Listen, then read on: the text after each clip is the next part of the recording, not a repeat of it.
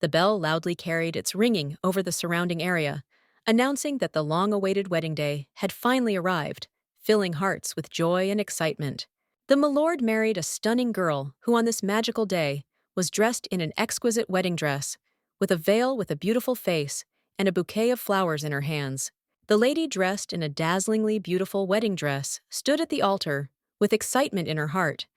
But the groom whom everyone was waiting for was nowhere to be seen, and with each passing minute, the anticipation turned into excruciating confusion. The lady felt awkward under the guests' intense gazes, full of sympathy and regret, as if everyone around her had already begun to pity her for the fact that her beloved had never shown up. Standing under the bright light, the girl felt a strong desire to disappear from the sight of those around her, to hide from their curious and condemning glances, which seemed to burn right through her. Once upon a time, there lived a marquis, and one day a real miracle happened in his life. His daughter was born, who brought joy with her and illuminated his world with new colors of happiness. The baby grew up surrounded by parental love and care, reminding one of cotton candy, with her gentle and soft appearance. So airy, light, and carefree that you wanted to protect her from the whole world. Because of her natural shyness, the little girl often hid behind tall columns, as if trying to hide from the attention of others, watching everything that was happening from her small, safe shadow. Having difficulty communicating and afraid of letting herself down in front of others, the girl often preferred to spend time alone, immersing herself in her thoughts and hobbies, finding solace in solitude. Parents worried about their daughter sometimes crossed the line and ridiculed her for her character, not noticing that in this way they only aggravated her internal suffering and contributed to a feeling of isolation. And so the long-awaited day of the ball arrived, which became not only a celebration, but also a significant debut for the little girl who stood frozen in amazement. The carriage, magnificently decorated, finally arrived at the palace, since to appear in person would have been extremely difficult and inappropriate, violating all the norms of etiquette and nobility. However, upon arriving at the ball, the beautiful lady in the new dress froze with excitement, barely holding back large tears, when a terrible sight opened up before her. In the distance, among the glare of the glowing chandeliers, stood Avelina, a girl with long white hair, whose beauty and grace captivated everyone who had the honor of seeing her. This beautiful girl was the main character of the novel The Black Rose, where she, with her hands folded in supplication, asked for help. Her expressive face and noble manners captivated everyone present. Finding herself in the world of this story on the pages of the novel, the little girl understood that she could not compare with her and felt unworthy enough against the backdrop of her impeccable charm.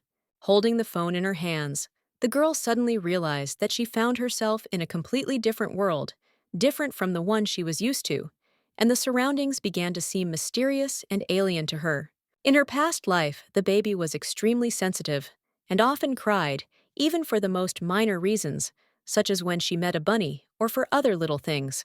As she grew older, the lady became so responsive that she could not refuse anyone who approached her on the street. She always picked up brochures and advertising leaflets that fell from her hands. Hiding under the blanket, she tried to send messages, trying to maintain her anonymity and hide from prying eyes so that she could calmly concentrate on her correspondence. Clutching her now new face with her hands, the girl realized that she had become the heroine of a novel. Her heart began to beat faster from the realization that life had turned into the reality of a fictional world. Walking along the majestic corridor of the palace, the lady plunged into deep thought, trying to unravel the reasons that brought her to this world of romance. Stopping at the balcony to breathe in some fresh air and come to her senses a little, the lady suddenly realized that she had entered the body of a young aristocrat named Nadia Vine. According to the plot at the end of the story, this noblewoman was to be beheaded for her bad deeds, and the realization of this fact caused a strong shock. The lady finally came to her senses, tearing herself away from her gloomy thoughts and immersing herself in thoughts about the upcoming event, which now completely occupied her mind. The upcoming wedding. Turning around, the noblewoman noticed the tall and stately figure of a man dressed in an impeccably snow-white suit, which, as if it had come from a painting, radiated sophistication and elegance, attracting the attention of everyone present. The young man had light, almost white hair and deep violet eyes, which gave his young face a mysterious and charming look, as if he was from another era or world. Approaching the bride with a sincerely apologetic expression, the man politely informed her that the groom was running late, and unfortunately, the delay was due to unforeseen circumstances. Under the attentive gaze of the audience, the young man, visibly embarrassed, said that he had been forced to replace the groom. There was nervous tension in his voice, and his facial expression reflected uncertainty before such an important and unexpected step. Nadia had no choice but to agree, accepting the offer with a feeling of inner turmoil and slight anxiety, as she had to submit to circumstances beyond her control. In this world, parents passed away too early, leaving their own daughter to face the challenges of adult life and cope with difficulties on her own. The girl herself was destined for a dark and tragic fate. The dear uncle was supposed to take the money, and in the end, as a result of complex and dangerous intrigues, the little girl was doomed to a horrific fate. She was planned to be beheaded. Standing before the altar, the priest, with a solemn and respectful expression on his face, read the vows to the newlyweds slowly and clearly, pronouncing each word so that these sacred promises would be remembered. The newlyweds bowed their heads and vowed fidelity to each other, promising to support and love each other through any trials and joys that their future lives would bring. The aristocrat had to sign the wedding contract first. An exquisite quill prepared especially for this important moment was brought to her and handed to her. Without thinking twice, Nadia resolutely picked up the pen and, understanding the importance of the moment, began to sign the document, realizing that every stroke determines her own future. The maiden realized with bewilderment that she would have to face ridicule and condemnation because of the groom's decision not to attend the ceremony, but to send his replacement, which was very rude. Suddenly, something caught Vine's attention, and feeling an urgent need to find out what that something was, she quickly turned back to investigate the source of her curiosity. The large wooden doors were tightly locked, blocking the way, and giving the impression that there was something important or mysterious hidden behind them that should not be easily accessible. The signature was written with shaking hands, causing the letters to be crooked and uneven, reflecting the nervousness and uncertainty of the person who wrote it.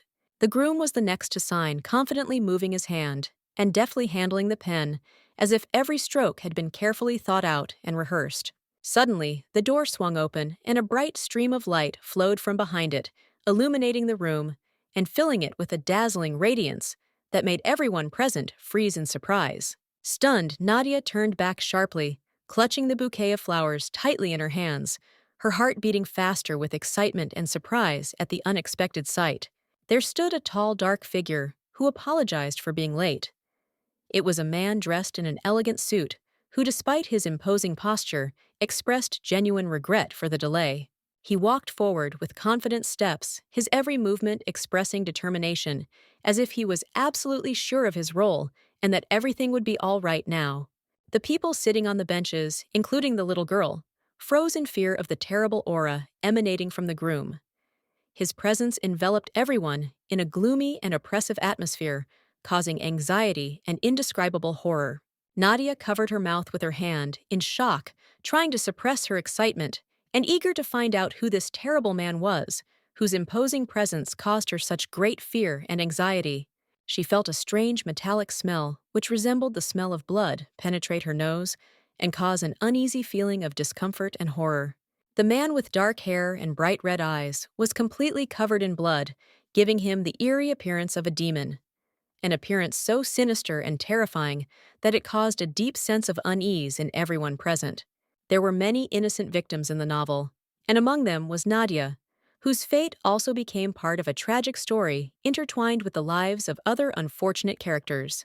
The lady, thanks to her pink hair, immediately recognized the heroine of the story, because it was this unique color that became her distinctive feature and attracted the attention of others, making her easily recognizable. Nadia was just a friend and assistant to the main villain of the novel, the Lady in Black, who was known for her cruelty and cunning. Leaning her hands on the balcony railing, the girl decided to leave the capital to avoid a terrible fate and find a way to change her life, escaping inevitable punishment and death. While the aristocrat was thinking about her escape plan, her name suddenly sounded behind her, and a voice filled with confidence and authority interrupted her deep thoughts, causing her to turn around with alarm. It was Melissa, a noble lady with exquisite blonde hair, dressed in a dark dress that perfectly matched her refined image and emphasized her elegance. The woman, when asked why the debutante was alone on the balcony, received the answer that Vine was a little scared, and she preferred to be alone with herself to cope with her inner experiences. Folding her arms across her chest and sighing, Melissa calmly noted that if she were the girl, she would simply relax and enjoy the moment, forgetting about all her worries and thoughts. Nadia asked to be allowed to stand outside for a little while longer, enjoying the fresh air before returning to the hall, where her uncle was waiting for her to discuss an important topic. When Melissa left the balcony, the lady's face was distorted with disgust. She no longer saw the point in hiding her true feelings, and instantly dropped the mask of politeness. The carriage overturned, flying into pieces, and scarlet splashes gushed into the air like blood weaving into the darkness of the night, creating an eerie and mesmerizing picture. The gears turned tirelessly, making a measured knock, while the minutes flowed inexorably, like sand through fingers, a reminder of the inevitable passage of time. 3 years had passed since Vine had first appeared at court, and now rumors of an upcoming wedding were spreading throughout the palace, causing a wave of speculation and anticipation. Sitting at the table, the lady answered her friend in a reserved and modest manner that everything was exactly like that. The long-awaited wedding ceremony, which had long been discussed by everyone around, was indeed to take place soon. Melissa folded her arms across her chest and replied with a slight smile on her lips that she had always thought that they would live together after the death of the young aristocrat's parents. Nadia listened to the harsh words addressed to her, her mouth slightly open in surprise. The little girl was considered only a poor girl, possessing only a beautiful appearance, suitable only for marriage. Thus, a wedding with bells and an angelic ceremony turned out to be a better solution for the girl, compared to the horror of beheading that could have become her fate. The Marquis was quite happy to give his ward to the groom, sitting at the table and rejoicing that he could finally remove the heavy burden from his own shoulders. Holding her hand to her lips, the woman quietly whispered that the man in question looked something like a dirty dog. The words sounded like a sharp mockery hidden behind a mask of politeness. Melissa, spreading her arms out to the sides, exclaimed in bewilderment, not understanding who could agree to marry such a frightening man, whose appearance only evoked fear and disgust. The aristocrat could only smile and listen to gossip about her future husband, who they said was boring and rude, coming from the eastern lands, and not causing much admiration among those around him. Disappointed by her relative's reaction, Melissa decided to add that the guy was also a freak and a moron, leaving no doubt in her negative opinion of the groom. Surprised, Nadia stopped and, in bewilderment, asked again what exactly she meant, not understanding where she got such harsh words about the stranger who was soon to arrive in the capital. Covering her mouth with her hand, the noblewoman grinned nastily, adding that the man was also disabled, and therefore Vine would probably soon become a widow, commenting on the bride's future with obvious mockery. This was sad news for the girl. Clasping her hands together in a gesture of despair, she tried with all her might to survive and maintain at least some hope for a better future. The groom's face was covered in blood, reflecting a look full of rage and hatred, as if his inner anger was breaking out in its most violent manifestation. Nadia stood frozen in fear, unable to utter a word as the boy walked towards her, with a threatening step, his big eyes filled with horror, foreshadowing imminent trouble. The noblewoman trembled all over, trying not to faint from the sight of the scarlet liquid, which caused her bouts of nausea and fear, reminding her of the recent tragedy with the death of relatives. She clutched the bouquet of pink and white flowers tighter in her hands, trying to find comfort in their tenderness and beauty, despite the growing sense of anxiety. The man himself was handsome, but as if in confusion, he tirelessly shook the dirt off his jacket, and although his efforts seemed sincere, it did not bring any results, since the stains did not disappear. The surprised blonde boy, who was supposed to be the groom's replacement, exclaimed, addressing the brunette as his master, clearly stunned by the events that were taking place. The boys started talking to each other about current events and their situation, and at that moment, Nadia finally realized that this strange man, whom she still could not understand, was in fact a lord and her future husband. Finally, the handsome stranger's attention turned to the bride, and his gaze, filled with interest and mystery, met the woman's eyes, causing awe and a wave of emotions. The Lord walked quickly towards the girl, his confident and decisive steps, leaving no doubt that he was full of determination and intentions. As the aristocrat raised his hand, Vine turned away in fear, her fragile heart beating faster with anxiety, as she thought the man was going to hit her, and the fear of possible cruelty literally paralyzed the poor thing. However, instead of causing pain, the handsome man raised his hand to his face and froze in that position, leaving the bride in a state of confusion and relief, not understanding what exactly he was going to do. Watching her husband out of the corner of her eye, the lady realized that the ceremony was continuing, and her attention was once again riveted to the events unfolding before her. The Lord, with a look of tension and determination in his eyes, seized his glove to remove it from his hand, and with all his might, put his exquisite autograph on the contract, thus confirming his agreement and commitment to the terms. Looking at the guy, Nadia realized that Melissa was wrong. The groom really turned out to be quite stately and attractive, which could not help but make a positive impression. The aristocratic style of writing was refined and meticulous. Each letter was checked to perfection, as if each line was drawn with exceptional attention to detail. The lady froze in surprise when she realized that her chosen one was Altair himself. Al, a man who possesses not only a mysterious aura, but also unrivaled majesty. This nobleman was an extremely fearsome and cruel man, known for cutting off the head of a minor heroine with his sword, in the original story, demonstrating his ruthlessness and cruelty. The maiden's face instantly changed with fear and horror. Her eyes widened and her mouth opened in a silent scream as she realized the unspeakable horror of what was happening. Altair, who held the sword in his hand over the years, was able to not only become an aristocrat, but also acquire a title and land holdings, thanks to his outstanding skills and strategic ability. Vine's head was so immersed in thoughts of escaping the capital that she completely forgot about the main villain of the novel. The poor baron, who having become a crazy duke, turned out to be the cause of many disasters. The lady, immersed in the gloomy picture in her imagination, imagined herself as a tiny creature who found herself in the den of a sleeping tiger and felt a growing sense of anxiety. Nadia could hardly hold back the tears that were about to gush from her eyes, full of bitterness and helplessness, and only with the greatest efforts did she manage to keep them from flowing.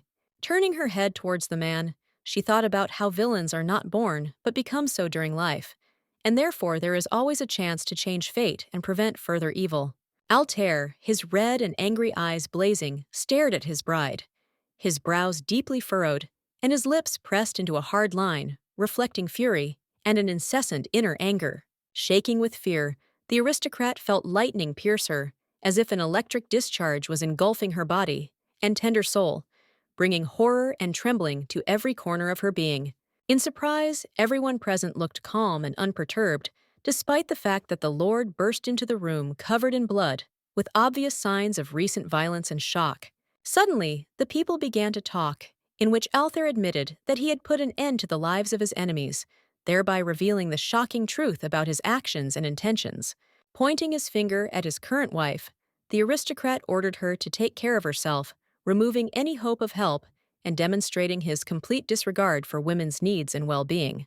While treating Vine roughly, he ordered her to behave well and not to be stupid, emphasizing that he would not at all like to resort to such a drastic step as beheading his own wife.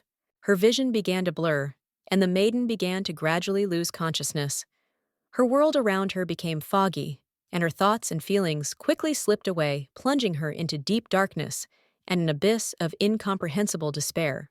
The lady, having fallen into the abyss of darkness and pretending to be dead, caused excitement and fear among the boys, who, seeing the motionless body, could not understand what was happening and plunged into panic confusion. Alsford Castle stood majestically in the quiet night of the eastern region of the Loops Empire, shrouded in the mystical light of the moon and immersed in a mysterious atmosphere of darkness. The groom urgently called the local doctor to the place where the bride was lying, and experiencing deep concern, asked what had happened and what the severity of the incident was. The man burst out laughing, saying that he had never met anyone who fainted from fatigue before. The laughter was full of surprise and even slight contempt for such an unusual condition. To this, the doctor awkwardly remarked that only the master possessed such strength, while the bride, on the contrary, was distinguished by fragility and weakness, and therefore it was necessary to observe and help her. With rage at Vine for her weakness, his face contorted with anger, and his eyes flared with uncontrollable irritation as if her fragility were a personal insult to him. Fearing the aristocrat's wrath, the doctor hastily began to collect his things, quickly putting them back into the suitcase with the only desire to leave as soon as possible to avoid the consequences of the nobleman's outburst of emotions. Altair was not alone.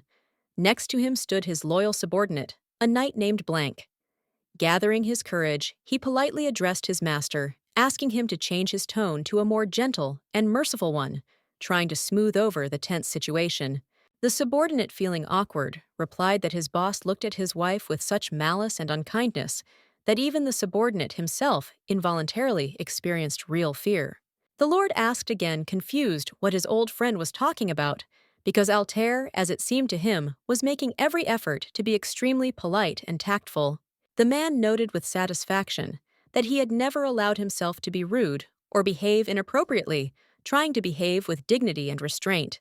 With a wave of his hand, the blond boy gently hinted to the gentleman that he should show more kindness and avoid threatening behavior so as not to scare away the sweet girl who agreed to marry him.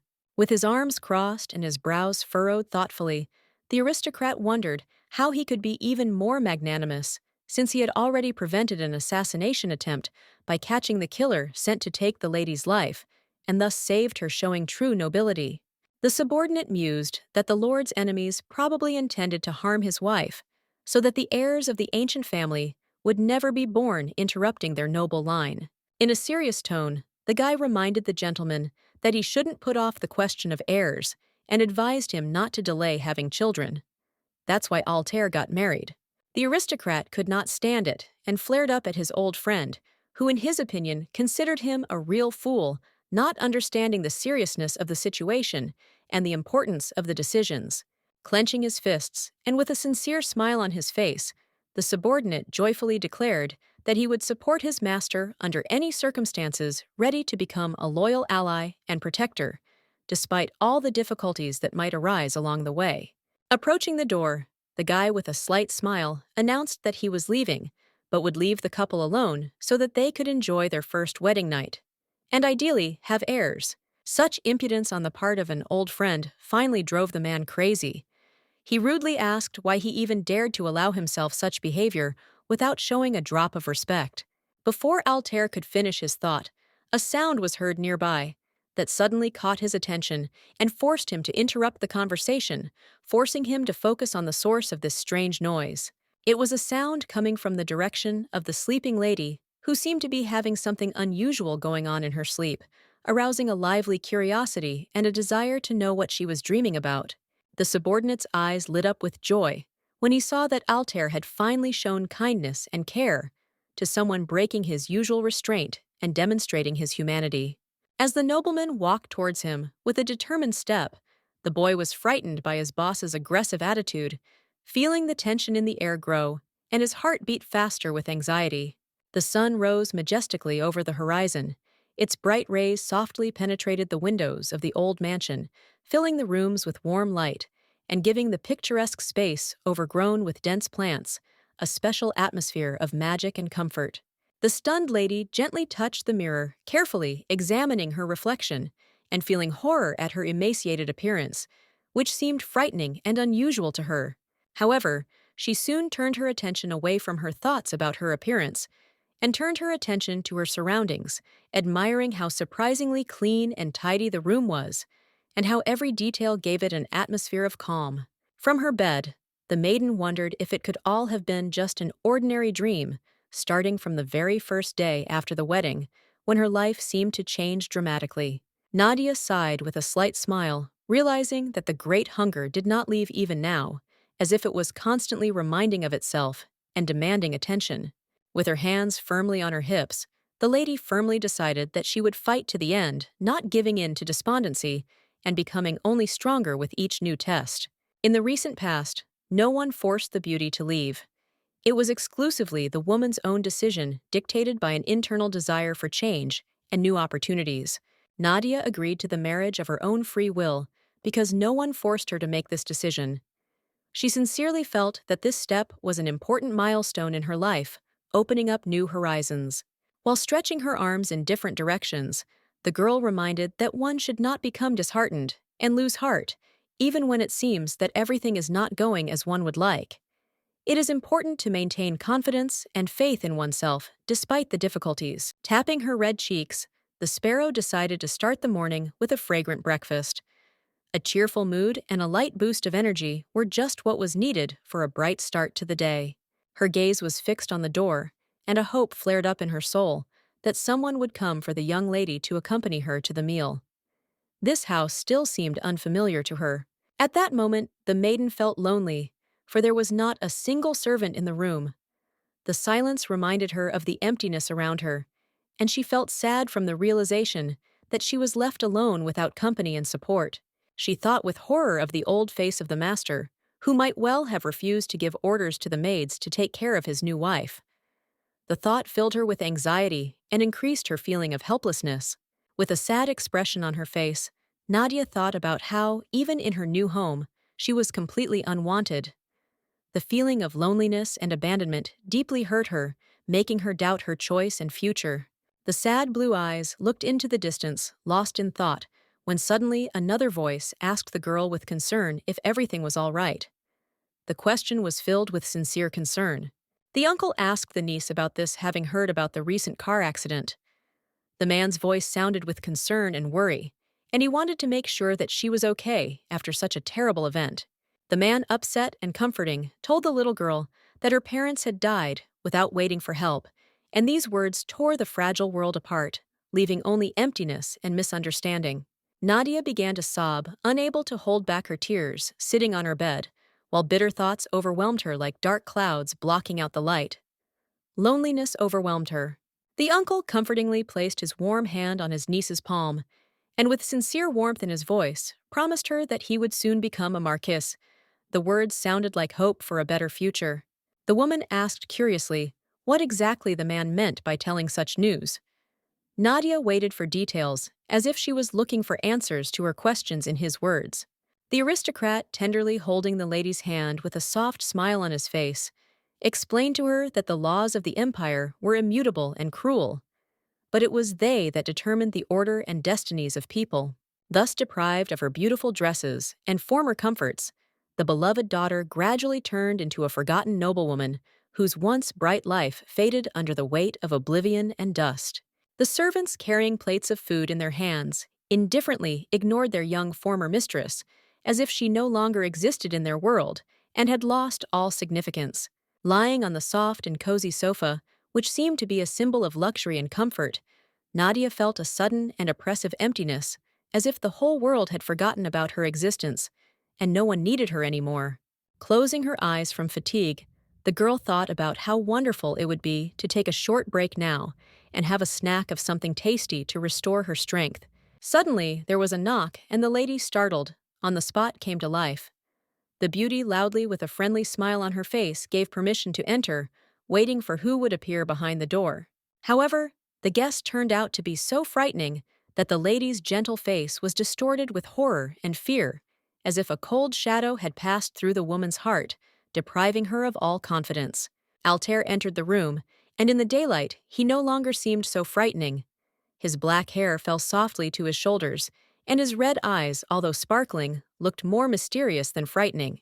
The girl's mouth dropped open in surprise at the man who had entered the room, not expecting to see him in this place. Her eyes widened, and for a moment she was speechless, trying to comprehend what had happened. In his hand, the young gentleman held a tray with fresh bread and a plate of hot soup, from which delicious steam rose, filling the air with a cozy aroma. With a slight movement, the metal tray was placed on the table, along with the food, making a light ringing sound, as if inviting everyone to gather and enjoy the treat. The aristocrat himself turned away from his bride, crossing his arms over his chest, and a shadow of disappointment flashed in his gaze, as if he was dissatisfied with something that had happened between them. Unable to restrain herself, the aristocrat reached for the pastry and eagerly brought it to her mouth, enjoying the delicate taste and crispy crust, forgetting about her worries. She flinched when she heard the nobleman ask if they were going to eat standing up.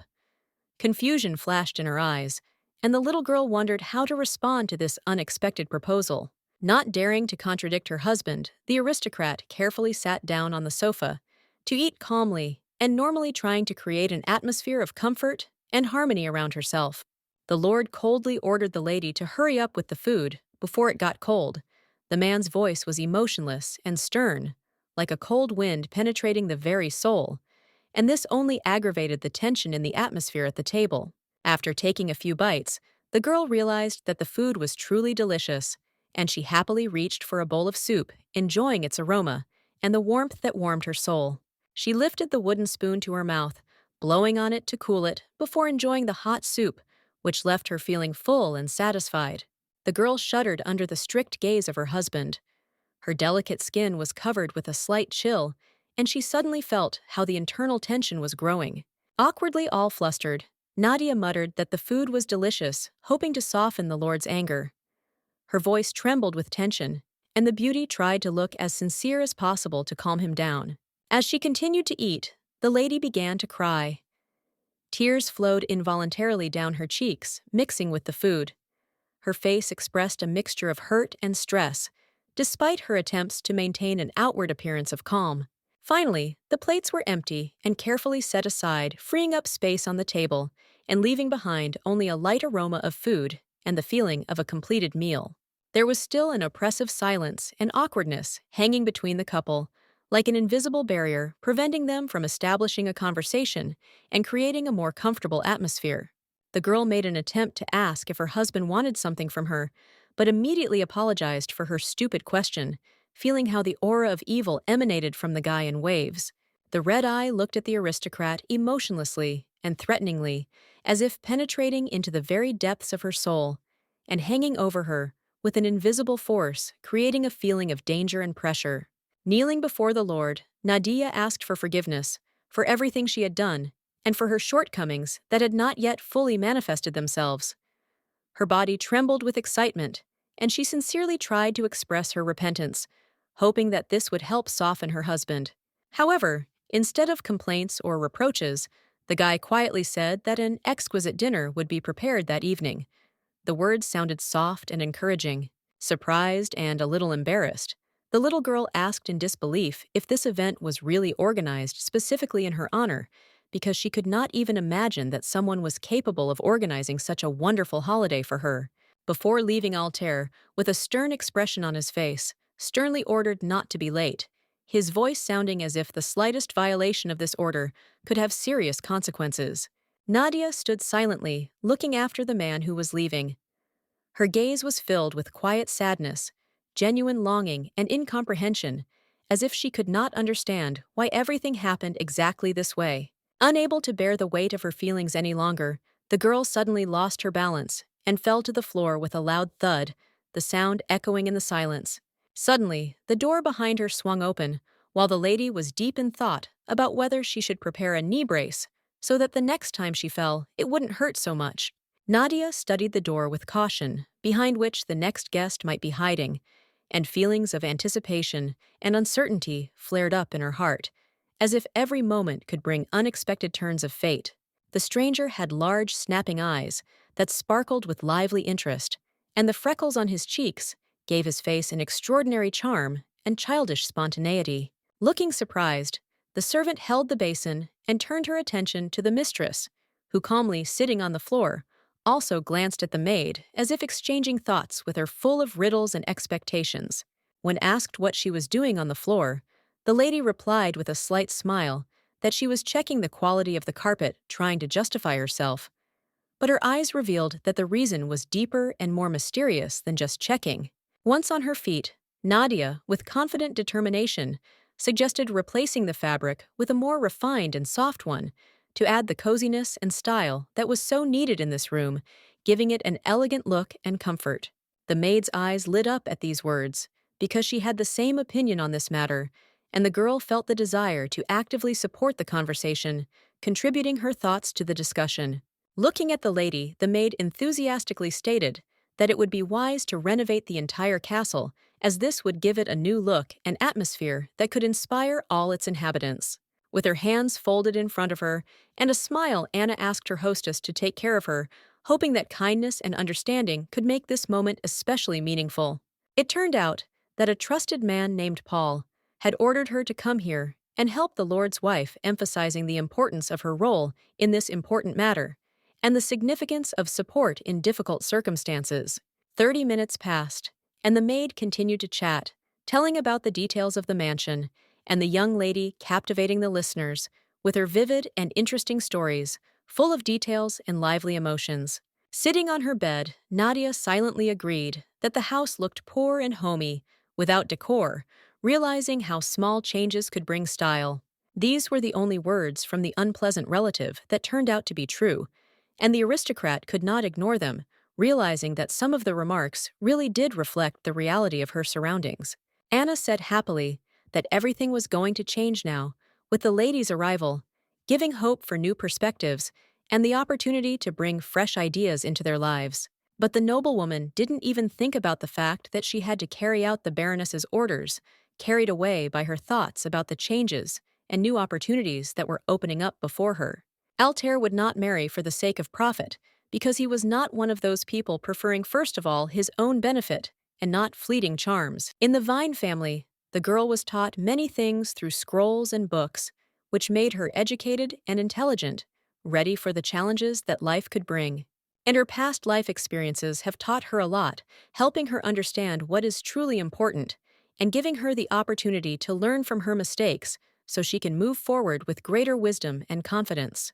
The castle looked truly depressing, as if no one lived there, with its abandoned corridors and dust that had settled on the antique furniture, creating an atmosphere of desolation and oblivion. In the original, Altair chose to devote himself entirely to his work and become a duke, realizing that only in this way could he achieve true respect and recognition in his society, leaving aside personal feelings and doubts. The wife of such a powerful man was shrouded in mystery, and her life remained a riddle to those around her, inspiring both fear and admiration, like a shadow hiding many secrets that no one dared to reveal. Clenching her hand into a fist, Nadia realized that a lot depended on her, and this realization gave her strength and confidence, forcing her to move forward despite all the obstacles. Deciding that she would no longer be afraid of her husband, the lady quietly opened the door and looked inside, feeling a surge of courage and a readiness to face any difficulties that might await her. There was no one there, only dark corridors illuminated by the faint light coming from the windows created an atmosphere of mystery and a little anxiety, as if they were hiding many secrets. Nadia walked forward. She hoped to meet someone who could shed light on all her doubts and fears, and perhaps give her support in this dark and mysterious place. Reaching out to feel the wall, the lady tried not to get lost in this dark place, feeling her body shaking with anxiety and uncertainty, but the determination to move forward did not leave the girl. Suddenly, her palm touched something soft and dark, and the lady's heart sank for a moment, not knowing whether it was an invisible object or perhaps someone's shadow hiding in the darkness. Surprised, Nadia could not understand what exactly she had discovered hidden in the dark corridors. Her mind feverishly tried to unravel the mystery, but the enigmatic find continued to remain beyond her comprehension. Feeling someone's shoulder with both hands, the lady instinctively closed her eyes, trying to concentrate and understand what she had found in this frightening darkness, as if trying to sense the invisible facets of the mysterious figure. Suddenly, a cold voice came from the shadows, seeming to come from the very depths of darkness. It asked rudely what a young girl could be doing here, and the words echoed in the empty corridors. The lady recoiled instantly, recognizing the figure before her as the Lord, the master of this sinister place, and with each passing second, the tension in the air seemed more and more tangible. Altair cast an angry glance at the lady, clearly displeased that she had dared to grab the aristocrat by the clothes, as if a woman's touch had violated the boundaries of his world. The beauty's face was distorted with fear and horror, her eyes wide open, and her breathing became intermittent, reflecting the internal panic in the face of imminent danger. Nadia began to back away, slowly, trying to keep away from her angry husband. Her movements were careful, as if every wrong move could only make the situation worse. Suddenly, the lady tripped over something behind her and began to fall, losing her balance. And at that moment, time seemed to freeze, causing her heart to beat faster with fear. However, the fall was suddenly interrupted when a strong hand squeezed the fragile lady's hand, holding it in place and saving it from an inevitable collision with the floor, which was already ready to fall into panic. The aristocrat pressed his bride tightly to his chest, wrapping his arms around her as if protecting her from the whole world, and at that moment they both felt warmth and safety in each other's arms. Altair glared at the noblewoman and asked if she had come to this dark place alone, his voice filled with urgency and suspicion, as if he was looking for an answer that could change everything. The lady winced at the strong grip on her arm, and a question flashed in her eyes. Was she really going to run away from him, leaving everything behind? Or was it her inner fears that prevented her from doing so? Nadai began to speak out loudly, confidently, asserting that everything that was happening was completely different from what it seemed at first glance, and everyone had to understand this. Taking back her trembling hand, the noblewoman, with difficulty holding back her emotions, confidently declared that she had no intention of running away or abandoning the young master, despite the complexity of the situation. Their hands parted fingers, sliding slowly away from each other, and a sense of loss hung in the air, as if leaving behind only the soft warmth of memories of closeness that they would never forget. Nadia took responsibility for her choice, and looking confidently into his eyes, confirmed with words that she was going to do everything possible not to disappoint the Lord and justify his trust. The shocked man grabbed his head, unable to comprehend what was happening, as if trying to calm the chaos of thoughts and emotions seething in his mind. The girl asked her husband to tell her directly what he wanted from her, leaving no room for omissions and misunderstandings, so that their relationship would become more open and honest. The Lord stated that the lady should then begin by calling him by his first name, rather than his title, thus establishing a closer and more trusting relationship between them. The man folded his arms across his chest and invited her to guess his real name, frowning with a slight mystery in his eyes, as if this question was just the beginning of an exciting game. Sweat ran down the lady's face when she realized that Altair was testing his bride in this way, testing the strength of their relationship and their readiness for openness. The girl decided to test her luck and go to her husband's game, hoping that after that, the guy would finally tell her what he really wants from her, revealing all the secrets of his intentions. The guy grabbed his head, realizing that Nadia would never be able to guess what he really wanted, and how difficult it was for him to open up to her with these feelings. After which, the aristocrat added that it was extremely difficult to find anything at night, which slightly amazed the lady who stood opposite, with a stupid expression on her face. Without thinking twice, the nobleman grabbed his wife under the arm, and a frightened scream burst from her lips, cutting through the silence, instantly attracting the attention of those around her. Altair embarrassed the girl by saying that she glowed so brightly that she could light the way, causing the little girl to blush from the unexpected compliment and embarrassment. Waving her arms from side to side, the maiden screamed loudly that her companion had entangled her like a snake, causing everyone around her to bewilder and bewildered by the bright reaction. Ignoring the girl who was resisting in his arms, the guy headed towards the bride's room, intending to accompany her, despite all the protests and resistance.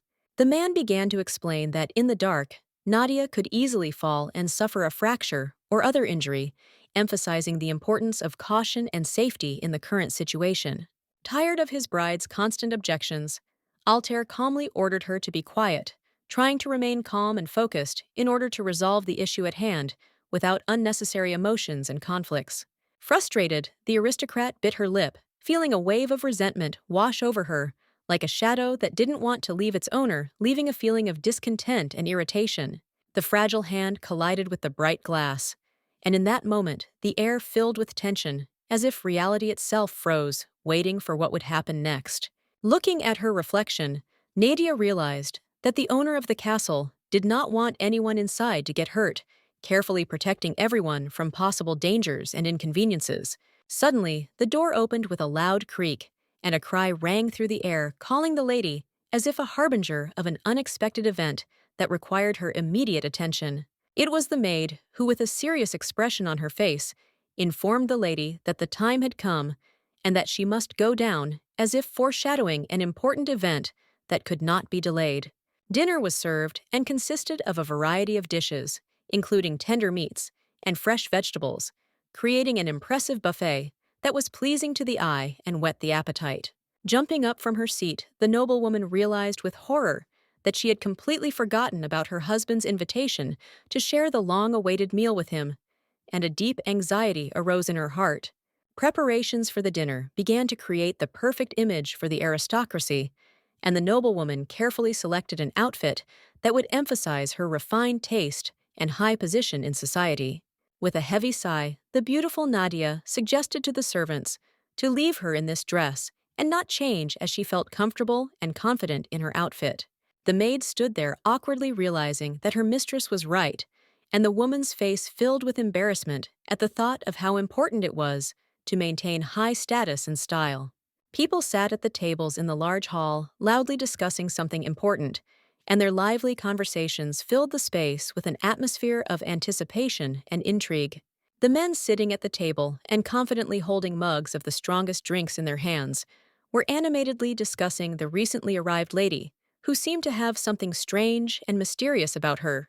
One of the boys, an attractive young man with dark hair and bright yellow eyes, asked in confusion what exactly they meant, sincerely wanting to understand what was being discussed. At the head of the table, majestically seated on a throne, sat Altair, with his head held high and his arms folded across his chest, radiating confidence and authority. The owner looked clearly irritated. The muscles on his face were noticeably playing, and the veins on his forehead were bulging, betraying his inner tension and confusion, which was noticeable to everyone present. Kane, the guy with the unusual eyes, was clearly unhappy with the guest's rude words about the owner's wife, which was reflected on his face and made him freeze in tension. It turned out that the problem was that all the locals from the poor region thought that a spoiled aristocrat from the capital, cunning and unpleasant, had come to visit them, which caused discontent and wariness in their eyes. Their lord's face was never marked by emotion, no matter what he felt inside. He always remained impassive, as if he were clad in armor made of stone. Kane, understanding the essence of the moment, held the drink tightly in his hand, and his gaze betrayed all the complex thoughts and feelings that were fighting inside him, like a storm demanding an outlet and resolution, not allowing him to leave his experiences unattended. However, Nadia, who was seen at the wedding, did not fit the negative image at all. She looked innocent and defenseless, like a ray of light surrounded by dark prejudices. And then, at the most inopportune moment, their beloved lord appeared covered in blood, thereby destroying the tense atmosphere that had previously been in the air and bringing an unexpected mixture of emotions to the situation. Thinking about the situation, Kane agreed that it did look strange. His mind was already trying to find an explanation for what was happening around him. There were rumors that the bride had been sent by Balgael himself, but this was unlikely given the lady's close ties to the Marquis, which raised many questions and doubts. After that, the boys laughed, remembering how the lord's wife fainted at the wedding, which added to the atmosphere of fun and confusion, emphasizing the absurdity of the situation. After this, they suggested that Nadia was an angel sent to save their home from evil and misunderstanding, giving the whole situation a touch of mysticism and hope for the best. Standing up from his seat, Kane decided to sing a song to glorify the young aristocrat's wife, hoping that his voice would bring joy and inspiration to everyone present.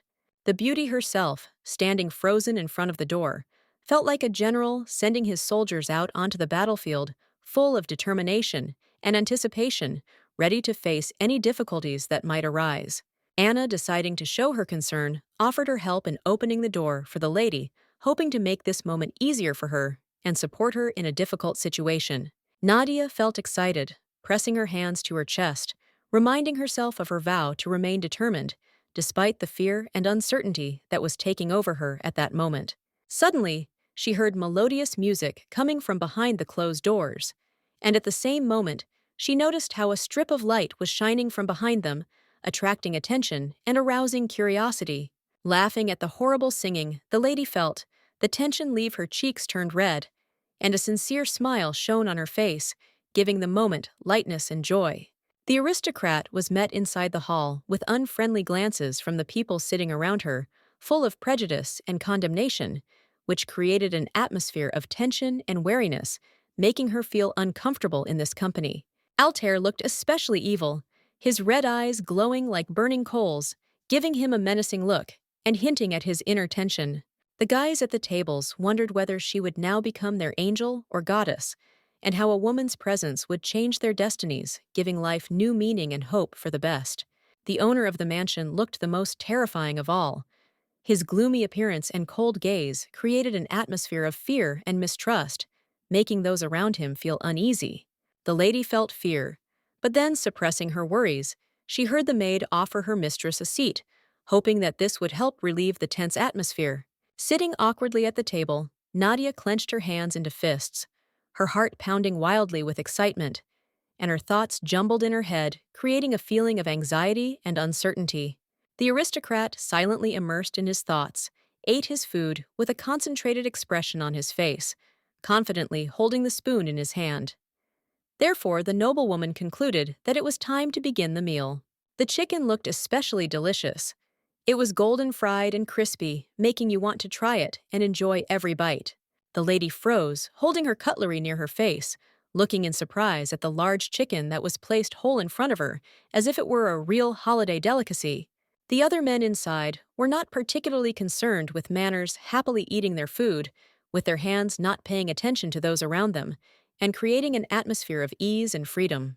Nadia almost cried, wanting to enjoy the food with the same appetite, but her manners did not allow her to do as she wanted, and she felt uncomfortable in this company. The man's hand, suddenly and abruptly, grabbed the food, taking it right from under the lady's nose, demonstrating complete disregard for the manners and customs that reigned at the table. The girl watched in fear as the food was taken away, as if it was her fault, and the feeling of awkwardness only increased her embarrassment and anxiety. But instead of leaving the little girl confused, the guy just carefully cut the meat into pieces to make it easier to eat, and then returned it to the beauty, thereby making it easier to eat. The man calmly asked if his companion was going to at least try this dish, thereby demonstrating an interest in women's preferences and trying to establish communication. Altair returned to his plate of food, when Nadia, unable to contain herself, loudly confirmed that she was very hungry, reminding everyone of the importance of good food. As she brought the chicken pieces to her mouth with a fork, the girl felt joy from the kindness of her husband, who carefully cut this delicious and incredible dinner into pieces for her. The food tasted simply incredible. The meat was sweet like ripe fruit, and the vegetables added bright notes, creating a harmonious combination that pleased not only the stomach, but also the soul. Covering her cheek with her hands, the girl couldn't get enough of the food, which was so delicious that it resembled dishes from a five-star restaurant, delighting her every minute. However, Nadia froze in anticipation when she again felt her husband's gaze filling her heart with horror and mystery, as if he was looking for something important in her. The aristocrat's hands clenched into fists as the thought flashed through her mind that the man might want her to eat every last crumb, as if it were not only a dish, but also a test of her willpower. Smiling awkwardly, the lady declared that she would eat everything on the plate, after which the lord added, with a slight grin, that the maid could always bring more if she had room for one more dish. With a forced smile on her face, the lady thought about how her husband was a real villain, skillfully hiding his dark intentions behind charm and jokes, which only added intrigue to their relationship. The guy happily offered his bride to try the stew, which surprised her with its incredible taste, filling their evening with coziness and an atmosphere of real culinary pleasure. Horrified, Nadia didn't know how she would be able to eat another dish, but she tried not to upset the lord, realizing that his efforts and care deserved respect and gratitude. Crying to herself, the lady took a spoon to try the stew, feeling her heart clench from the conflicting emotions mixed with the delicate taste of the dish. She pressed her lips together, thinking about how she might throw up from overeating, trying to cope with the growing discomfort and maintain her dignity in the eyes of others. Cain intervened, welcoming the new lady into their humble abode, filling the atmosphere with warmth and hospitality that instantly distracted everyone from the tension at the table. Nadia looked up in surprise, not recognizing the guy standing in front of her, and his eyes reflected curiosity mixed with slight wariness, making her wonder about his intentions. Sitting down next to her, the man said with a kind smile that it was a real honor and a great joy for him to meet the noble wife of the Lord, who personified sophistication and grace. Suddenly, the aristocrat raised her finger up confidently, declaring that it was he who had recently performed the song that had so deeply touched her soul and left an indelible impression. Kane sheepishly put his hand to his face, modestly remarking that he would not dare to perform a melody in the presence of such a refined lady as she, and would prefer to remain in the shadows. Nadia admitted that the man sang so beautifully that his voice allowed her to relax and calm down, immersing her in an atmosphere of calm and peace. They began to exchange pleasantries modestly, and the man was clearly not used to receiving compliments, which added a note of awkwardness and sincerity to the conversation. Red Eyes watched their sweet and easy conversation with malice full of envy and jealousy, like a malicious shadow that threatened to disturb this moment of tenderness and innocence. Jealousy burned everywhere. Kane offered the lady a drink of the beer that was in the jug, confidently holding it in his hands, as if he wanted to make this moment even more memorable and relaxed.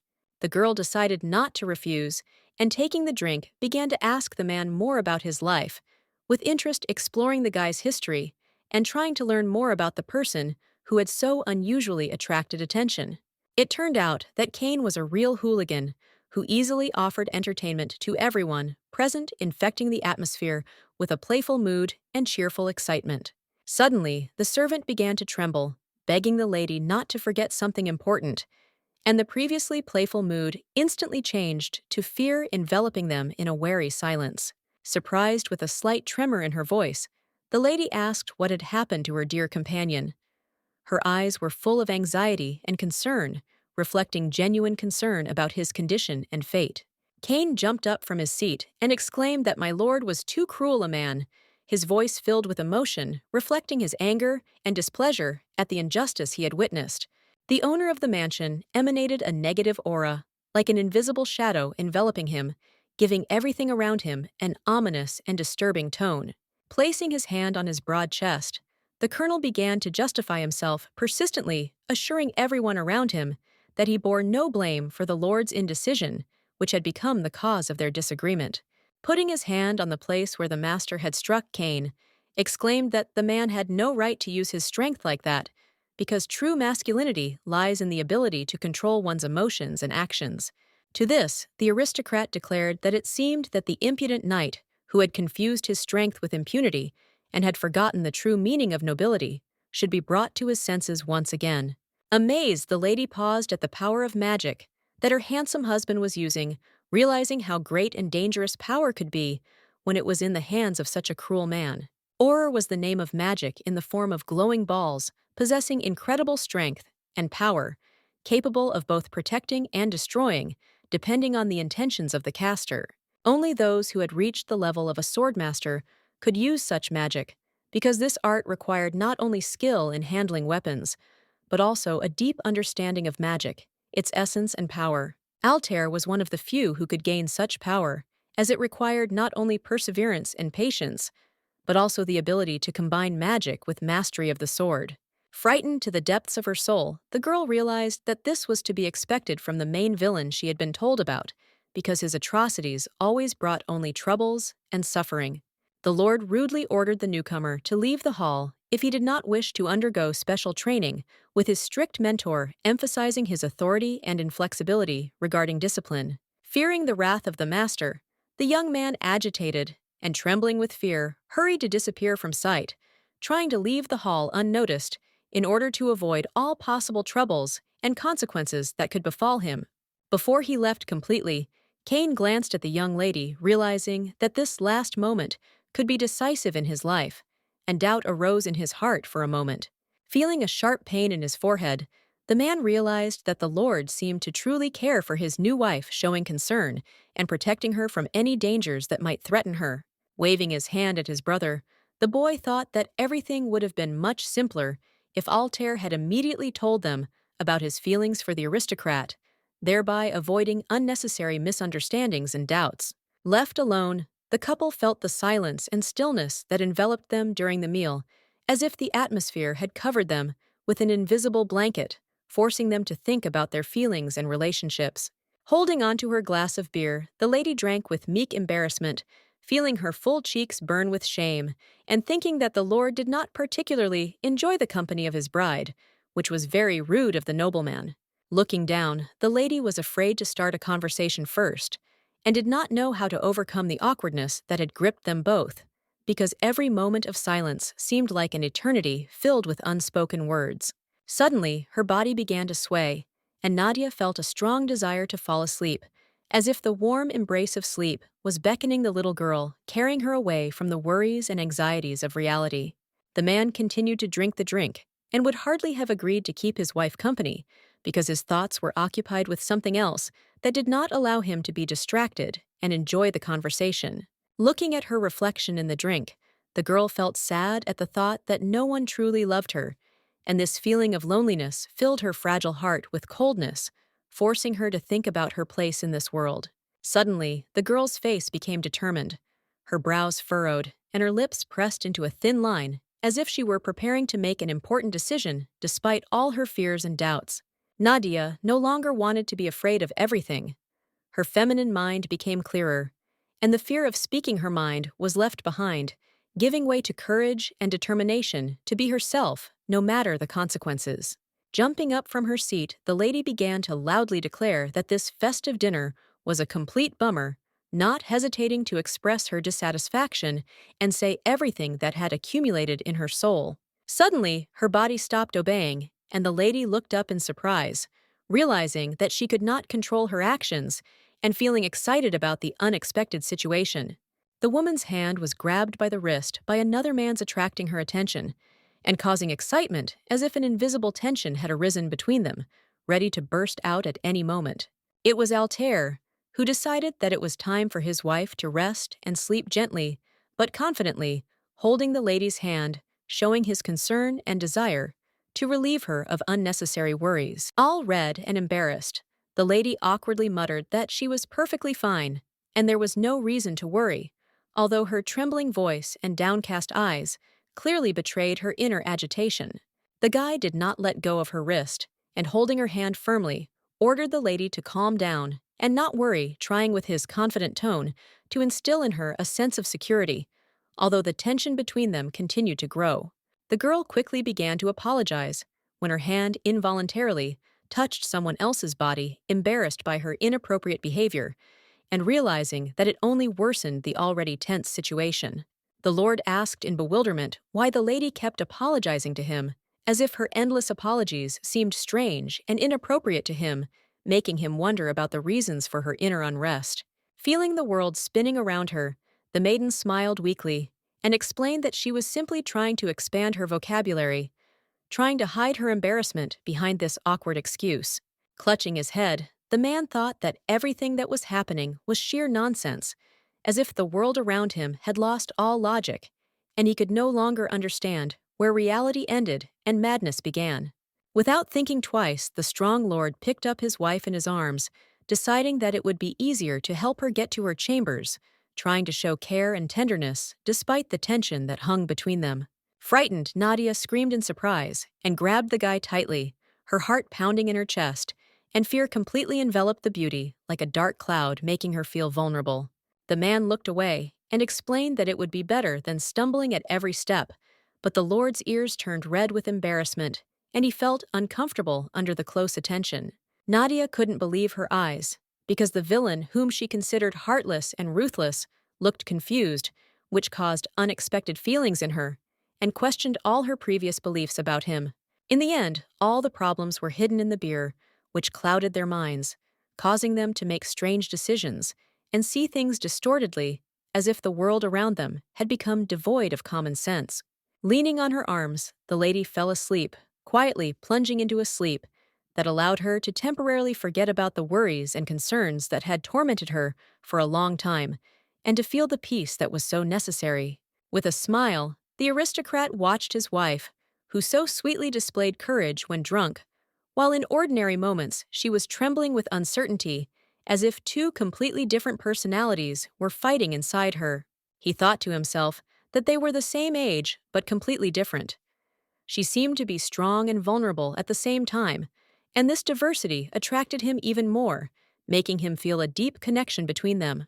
Altair himself will forever remain a mercenary who was not destined to become an aristocrat or a gentleman burdened by the rules and conventions of high society preferring freedom. It made sense that the lady would be so afraid of the guy who had decisively raised his hand to stroke her cotton candy pink hair. The movement evoked a sense of vulnerability and uncertainty in their relationship. Suddenly, the nobleman was distracted by the butler, who, lifting the mustard pot in his hands, could hardly stay on his feet, which added comicality to the situation and made everyone pay attention to him. Altair, embarrassed, realized that he himself would have to help his wife change her clothes, and this thought made him feel awkward because he did not know how to properly handle such a task while remaining delicate and considerate. Anger was born inside the former mercenary at the thought of someone else looking at his bride's naked body, and this feeling of jealousy burned like fire, making his heart beat faster from misunderstanding and rage. The Lord was bombarded with reproaches, which he accepted with dignity, although his heart was in turmoil. The guy understood that sooner or later, the first wedding night had to take place between the couple, and this moment was getting closer and closer. The butler adjusted his glasses on the bridge of his nose and asked who could have advised such a stupid thing for a lord to show up to his own wedding covered in blood, since it was not only inappropriate, but also cast a shadow on the solemn event that was supposed to be the beginning. Altair, answering with a slight smile, remarked that the butler had apparently conspired with his brother, since they were both telling him the same thing as if trying to convince him of some absurd decision he had recently made. After which the Lord asked the servants what happened to the man they left alive, his voice full of tension and curiosity. The subordinate's coldly spoken reply was that blank was certain that the person in question had intended to kill the Lord's wife, and that added to the tension in the situation. The man looked down at his bride, who seemed to be barely able to withstand the onslaught of the unexpected attack, and a feeling of concern for her safety flared up inside him. He could not allow something terrible to happen to her. Balgale was a fearsome and vile man, willing to pursue an easy target in order to get close to his enemy and carry out the evil plans that lurked in his dark mind. With a voice trembling with fatigue, the poor butler said that he wanted to leave, since carrying the suite and sleeping maid had become a real burden for him, and all his strength was running out. The aristocrat was left alone in the room, with his bride immersed in an atmosphere of solitude, where the silence was filled with exciting thoughts about what future awaited them ahead, and what trials their love might face. The girl blushed, and her cheeks glowed with color, giving her face a gentle and touching look, as if she were filled with embarrassment or delight, causing a feeling of warmth and charm in those around her. He had a delicate obstacle to overcome. His lovely and beautiful wife was sleeping peacefully in his arms, serenely immersed in her sweet dreams, unaware of his intentions. Warm rays of sunlight streamed through the window into the room, illuminating everything around, and filling the space with soft light, creating an atmosphere of comfort and harmony. The lady suddenly grabbed her head, feeling unbearable pain, which tormented her after a stormy night of merry celebrations, and a severe hangover that left unforgettable consequences. The memories of his wild deeds on that long night full of joy and madness suddenly disappeared, as if they had never happened, leaving only a feeling of slight nostalgia. She pressed her hand to her face and tried to remember how, as if in a dream, she had returned back to her room. But her memory was filled with only vague images and a feeling of confusion. Suddenly, the aristocrat's attention was drawn to the fact that the threads on her back were untied, creating an appearance of carelessness that contrasted sharply with her refined image. Nadia was experiencing excruciating nausea, and realizing that the condition was unbearable, she knew she had to drink water as soon as possible to ease her suffering and restore her sense of calm. The maid looked no better than her mistress. Her clothes were shabby and untidy, and the fatigue hanging over her face betrayed the difficult hours spent in endless cares and worries. Nadia anxiously asked if there was anyone who could replace the maid, as she looked as if she had turned into a dead ghost, completely devoid of life energy and light. Thoughtfully, Anna began to reflect on the fact that there had once been Paul, but unfortunately, he had been a man who had done his job, and there were no other people around at that moment. The aristocrat hastened to clarify that she had in mind a completely different maid, whom she considered more suitable for performing the necessary tasks and duties. It turned out that in such a huge and majestic castle, full of luxury and historical secrets, there were surprisingly few servants, which caused slight anxiety and bewilderment among the guests and inhabitants who expected more assistance. The noblewoman was stunned by the fact that such a young servant looked so small and fragile, but at the same time managed to cope with so many tasks, causing admiration and surprise. Paul was an equally diligent butler, managing the paperwork and all the affairs of the house with impeccable care and attention to detail, performing his duties with incredible dedication and attention to detail. Putting her hand to her head, Nadia realized that all the responsibilities of the house were falling on the shoulders of one single maid, which created an incredible burden and put her in a difficult position. Anna only bowed her head, unable to understand the deep feelings of the lady who seemed to be overwhelmed by a storm of emotions hidden behind a quiet and calm appearance. The maiden mentally thought about how cruel the Lord was, who hired so few servants, forcing them to perform many difficult tasks as if testing their strength. While the lady sat in bed upset and lost in gloomy thoughts about her plight, the maid stood next to the tray, waiting for her kind mistress to pay attention to her. Anna, overcome with anxiety and uncertainty, wondered whether she should call the butler, who could come to her aid and help her deal with the difficulties that tormented her soul and mind. Suddenly, a vivid memory popped into my mind of how little Nadia, as a child, would sit on her mother's lap, enjoying the gentle swinging motion. It was a time of serenity and happiness when the world seemed so carefree. Then, Mother gave wise advice. In order to get used to a new place, first of all, it was necessary to get to know and make friends with the local servants. This approach helped to establish relationships and create a cozy atmosphere around oneself. So, the lady resolutely confirmed that she wanted to meet the butler, but before that, she would definitely have to take a bath.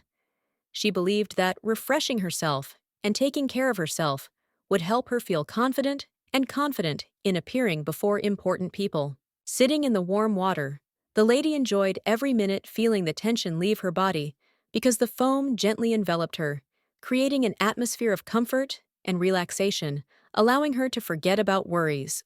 On the table, a multitude of bottles and vials of shampoos were comfortably arranged, emitting various aromas that smelled pleasantly, filling the space with an atmosphere of true luxury and comfort, as if inviting one to relax. Suddenly, her gaze caught on an empty shelf, and Nadia realized that the most important bottle was missing. This realization came as an unpleasant surprise to her, because without the necessary product, she could not fully enjoy the process of preparing for the meeting. The lady, suddenly realizing with confusion that she had nothing to dry herself with, fell into a slight panic, because the warm water was slowly cooling, leaving her less and less time to make a decision. Bare feet touched the floor, leaving wet footprints behind them. The floor was stained with hurried footsteps that echoed loudly. Thinking that Anna had come to her, Nadia quickly ran out of the bathroom, calling the maid by name. The lady felt her excitement growing and understood that she needed to act quickly now. Altair stood in the room, his mouth hanging open in surprise, his eyes wide open. The unexpected appearance added even more confusion to the already tense situation, and the beauty felt her face flush. The man quickly slammed the door, trying to do it as quietly as possible so that no one else could catch a glimpse of his naked wife, whose beauty he wanted to keep only for himself. The aristocrat's face instantly flushed as the maiden realized the seriousness of the situation she had found herself in, as if all her noble dignity had been shaken by one unexpected situation. The lord didn't have time to utter a word, as the lady, without giving him a chance to answer, quickly disappeared behind the half-open door, returning back to the bathroom, as if trying to escape the awkwardness of the moment. Embarrassed to the depths of her soul, Nadia pressed her hands to her chest, not knowing what to do with herself from the shame that had overcome her, as if hoping that this would protect her from her own experiences and the looks of those around her. A knight entered the room and immediately noticed that his master stood there, flushed deeply. The man's entire face was ablaze with hidden emotions that he was trying in vain to suppress. Without rushing to explain what had happened, Altair answered his subordinate, rudely adding that he had heard the young lady scream earlier. This justified his abruptness and reluctance to go into details. A moment later, the door in front of him slammed shut with a loud bang, leaving the man standing in the empty corridor as if he had been thrown out of not only the room but also someone else's trust. Silently in his thoughts, The aristocrat was indignant at himself for his stupid reaction. Instead of simply turning away, he stood motionless like a statue in front of his naked wife, amazed by the unexpected situation. Nadia finally came out of the bathroom, looking around in surprise. She had not expected anyone to be in her room, and she realized with displeasure that she should have warned them in advance of her arrival. It was clearly ridiculous for the Lord to think of warning anyone of his arrival. He was the master of this entire house and could freely move wherever he wanted without giving any signs of attention. Nadia muttered in confusion that the room was hers, and therefore she had every right to privacy. The words sounded like a reminder that personal space should be respected. However, the noblewoman immediately shuddered, realizing that this room did not belong to her alone, but was part of their common quarters. The sudden realization that her privacy was violated filled her with anxiety and confusion.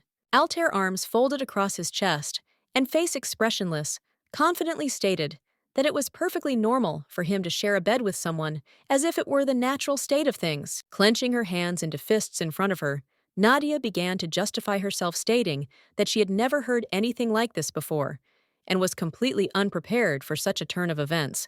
Moreover, if something like this were to actually happen, the aristocrats would certainly begin to reproach each other for their unworthy behavior, casting cold glances full of condemnation and disdain.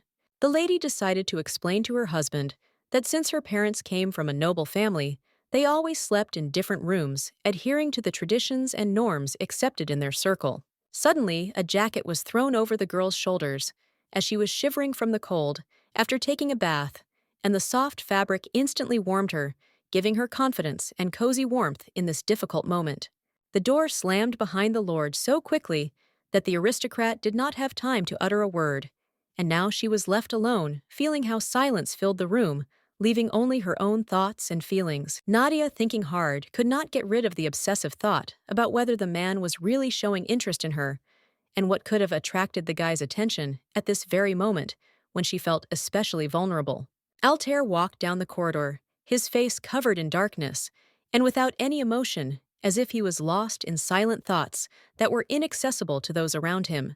In his thoughts, Nadia appeared with her naivety, purity, and defenselessness, as if she personified an innocence that amazed and inspired at the same time.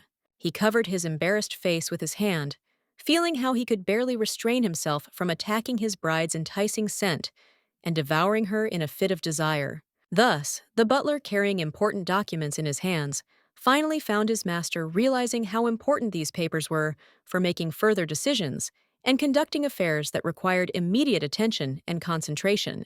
Concerned by the strange behavior of the lord, the servants decided to ask if everything was all right with him, because his gloomy appearance and absent smile could not help but cause alarm and concern.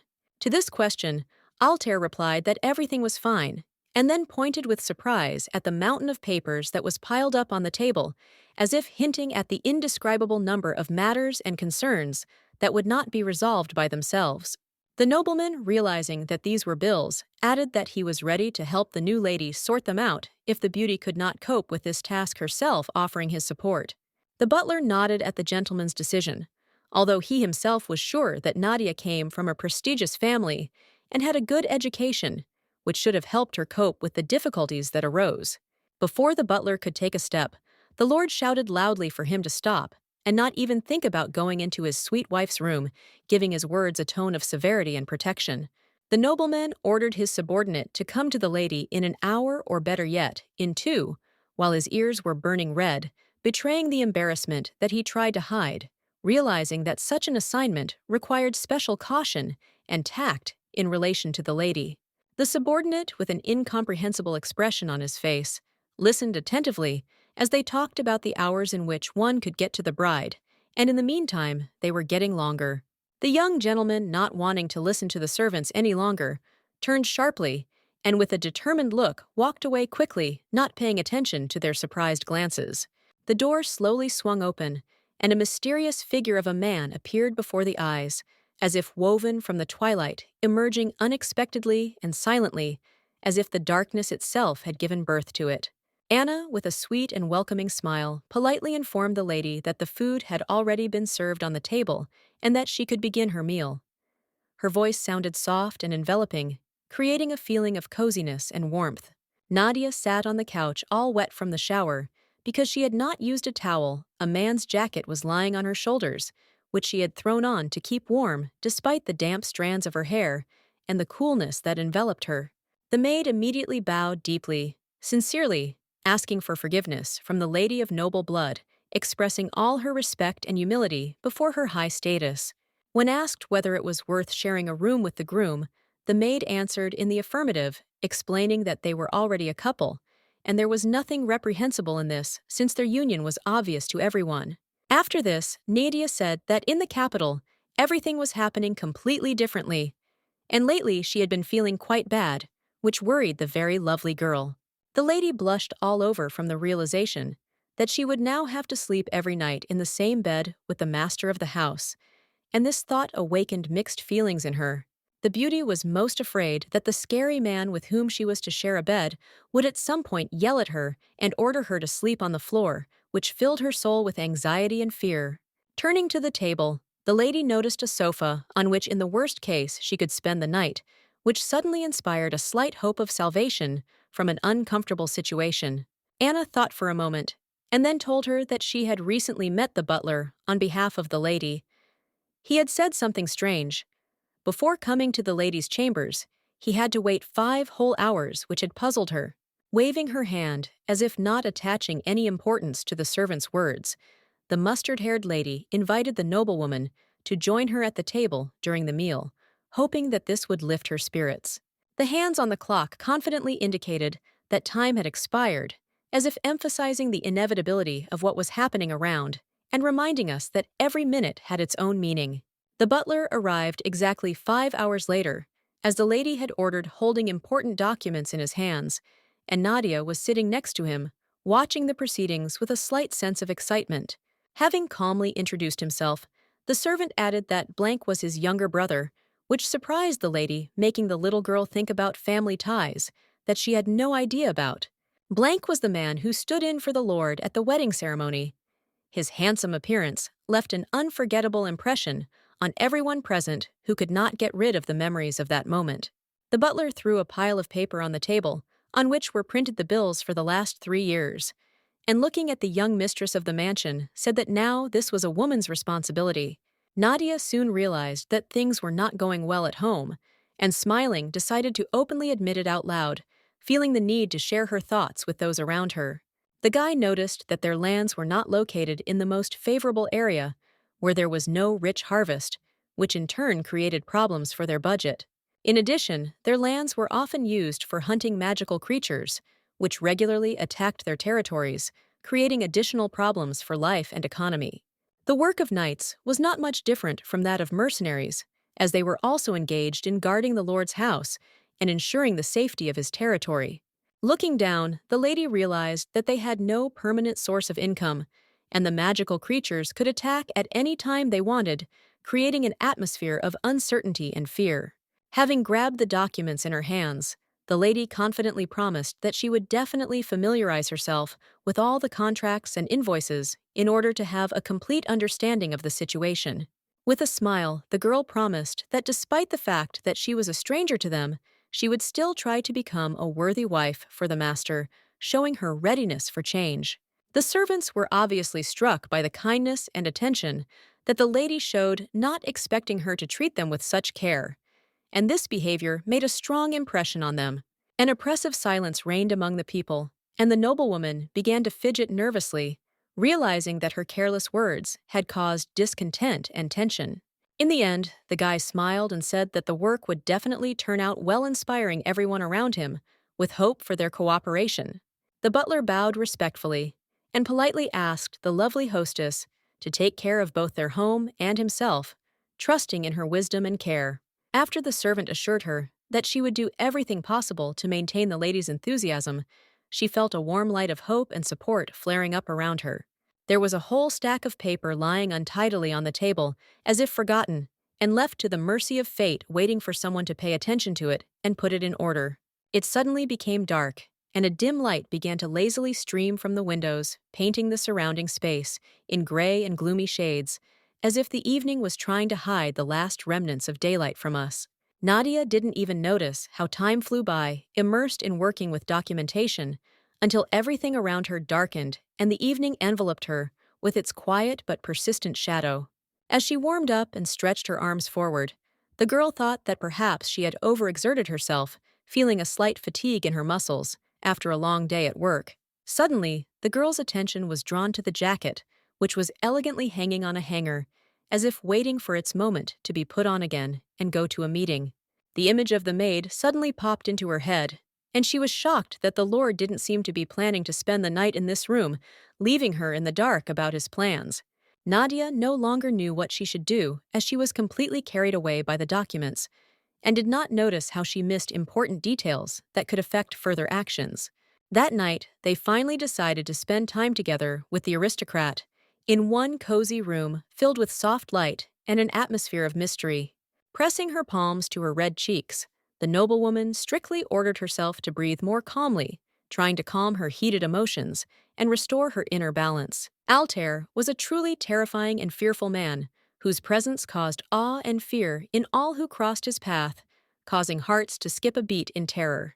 Shaking her head from side to side and closing her eyes, the maiden firmly stated that it was not such a big problem at all, trying to convince herself of her fortitude. The next morning arrived, and the castle, rising majestically against the bright sky, seemed even more mysterious and enigmatic than before, plunging everything around into an atmosphere of anticipation.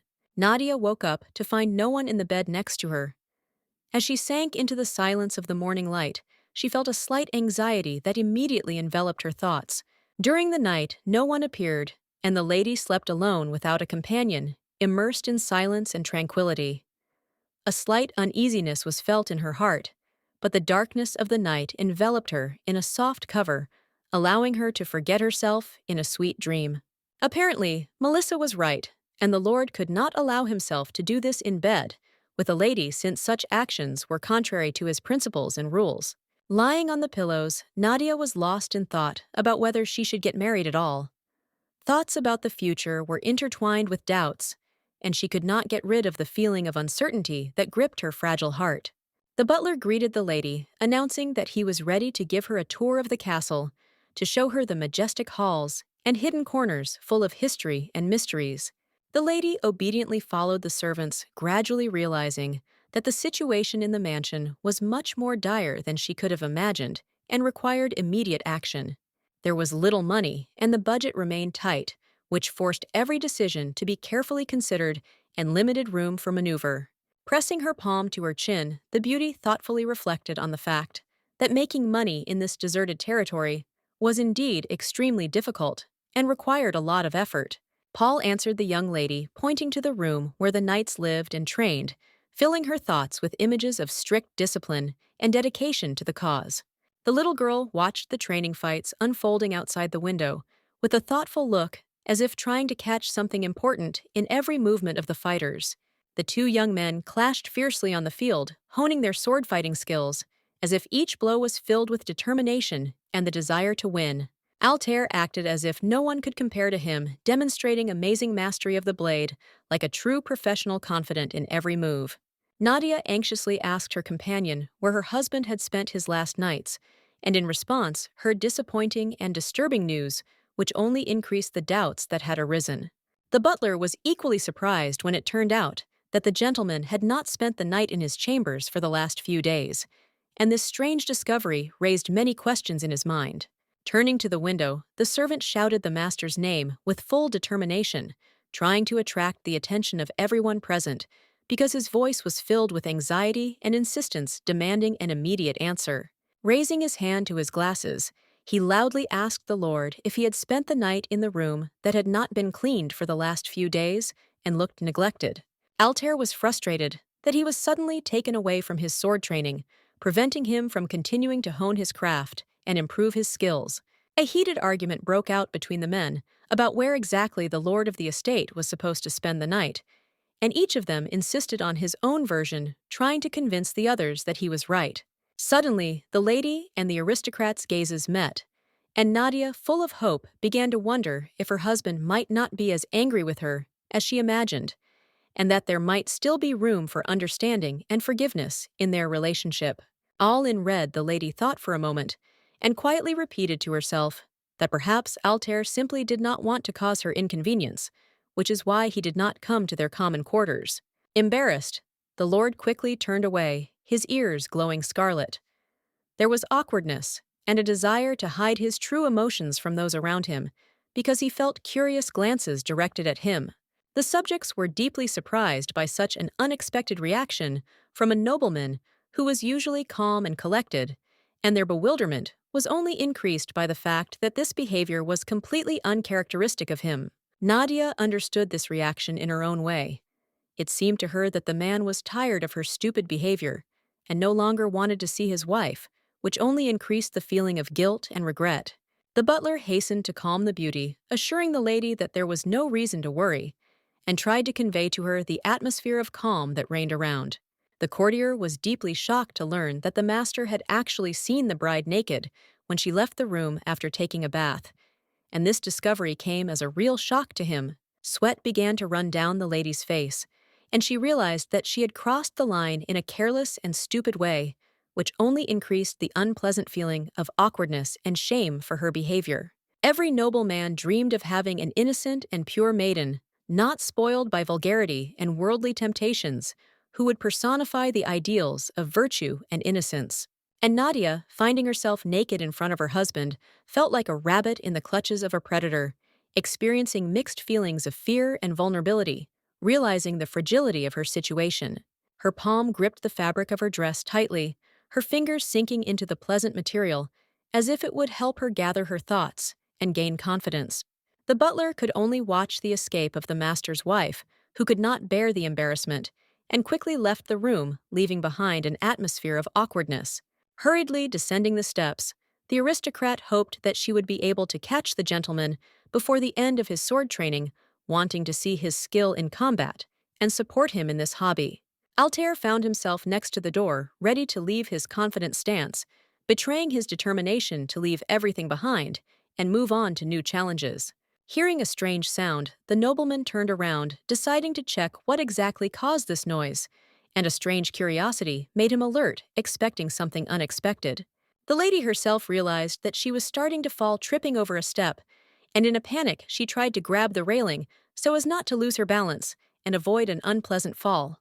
The lady fell onto something soft, onto the body of the lord, who looked at his sweet bride in shock, not believing what had happened, and not knowing how to react to this unexpected situation. The girl wanted to get up from the man, but her legs wouldn't obey, and she again found herself in the position of a rabbit in the clutches of a predator, feeling his gaze on her and all her vulnerability in this awkward position. Altair lowered his head to get closer to the maiden and asked in a soft tone if she had any important question to ask him, hoping that it would help ease the tension between them. The guy froze in shock, realizing that the lady wanted to leave her chambers so that her husband could return back. And this discovery amazed him, because he did not expect such a turn of events. Altair, not understanding what mistake the girl was talking about, with genuine interest, turned to her with a request to explain the situation in more detail, hoping to clarify the woman's feelings and grasp the essence of the misunderstanding that seemed to be bothering her greatly.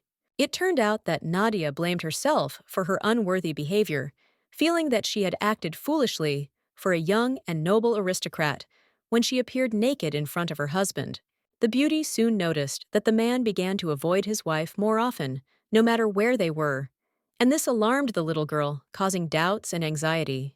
Embarrassed, the lord lowered his head to his hand and explained that he was doing this out of fear of not being able to restrain himself and doing something bad to his wife, realizing the full complexity of his feelings.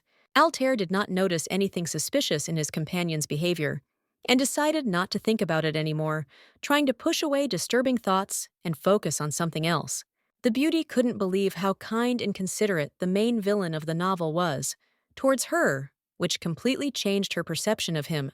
Helping his interlocutor to her feet, the man listened with a satisfied smile as she finally realized his point, which brought him a feeling of deep satisfaction.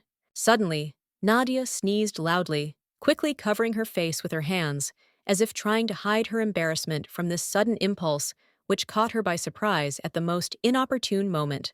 Altair, noticing the woman's condition, immediately thought that she was ill, and not wanting to risk her health, asked the little girl to stay where she was while he went to get a doctor. Suddenly, their conversation was interrupted by a servant who unexpectedly appeared on the stairs, ruining that rare moment of privacy and disturbing their thoughts. Irritated, the man asked, with obvious displeasure, whether the butler was giving the beautiful aristocrat a tour, since he had been nearby the whole time. After this, the lady promised that, in the future, she would warn in advance about her forays in order to avoid misunderstandings and maintain peace in the relationship. The lord turned to the servants with concern, ordering them to accompany his wife to her chambers, since she was tired and needed rest after a long and stressful day full of worries and troubles. The two of them headed towards the bedroom, and along the way, Paul enthusiastically told interesting stories about the house, sharing curious details and secrets that made it a picturesque place. Altair himself was talking about something with the butler's brother, discussing important issues that concerned both their personal affairs and the general state of affairs in the house. Blank was unhappy with his master, who did not sleep next to his wife, as he was afraid of himself and his feelings, which caused him internal conflict and bewilderment. Blank felt resentment towards his master, who avoided sleeping next to his bride, because he was afraid of his own feelings, which created an internal conflict within him. Suddenly, there was a sharp blow. The lord, unable to restrain himself, kicked his subordinate, who at that moment did not expect such a sharp reaction.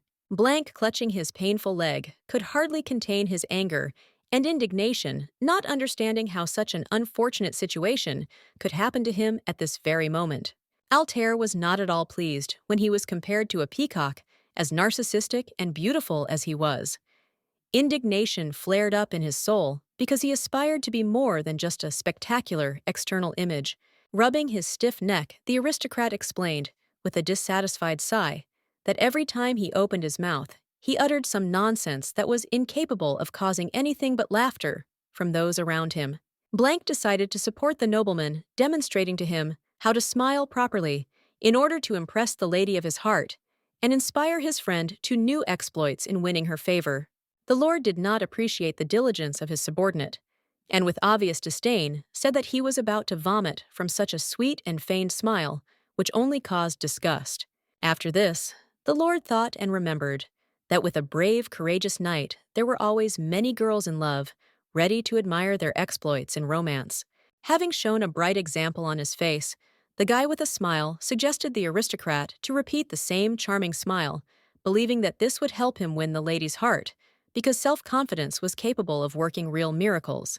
He immediately remembered the young Nadia, who looked like a frightened rabbit looking back at her husband, in fear, as if expecting something terrible and unpredictable from him.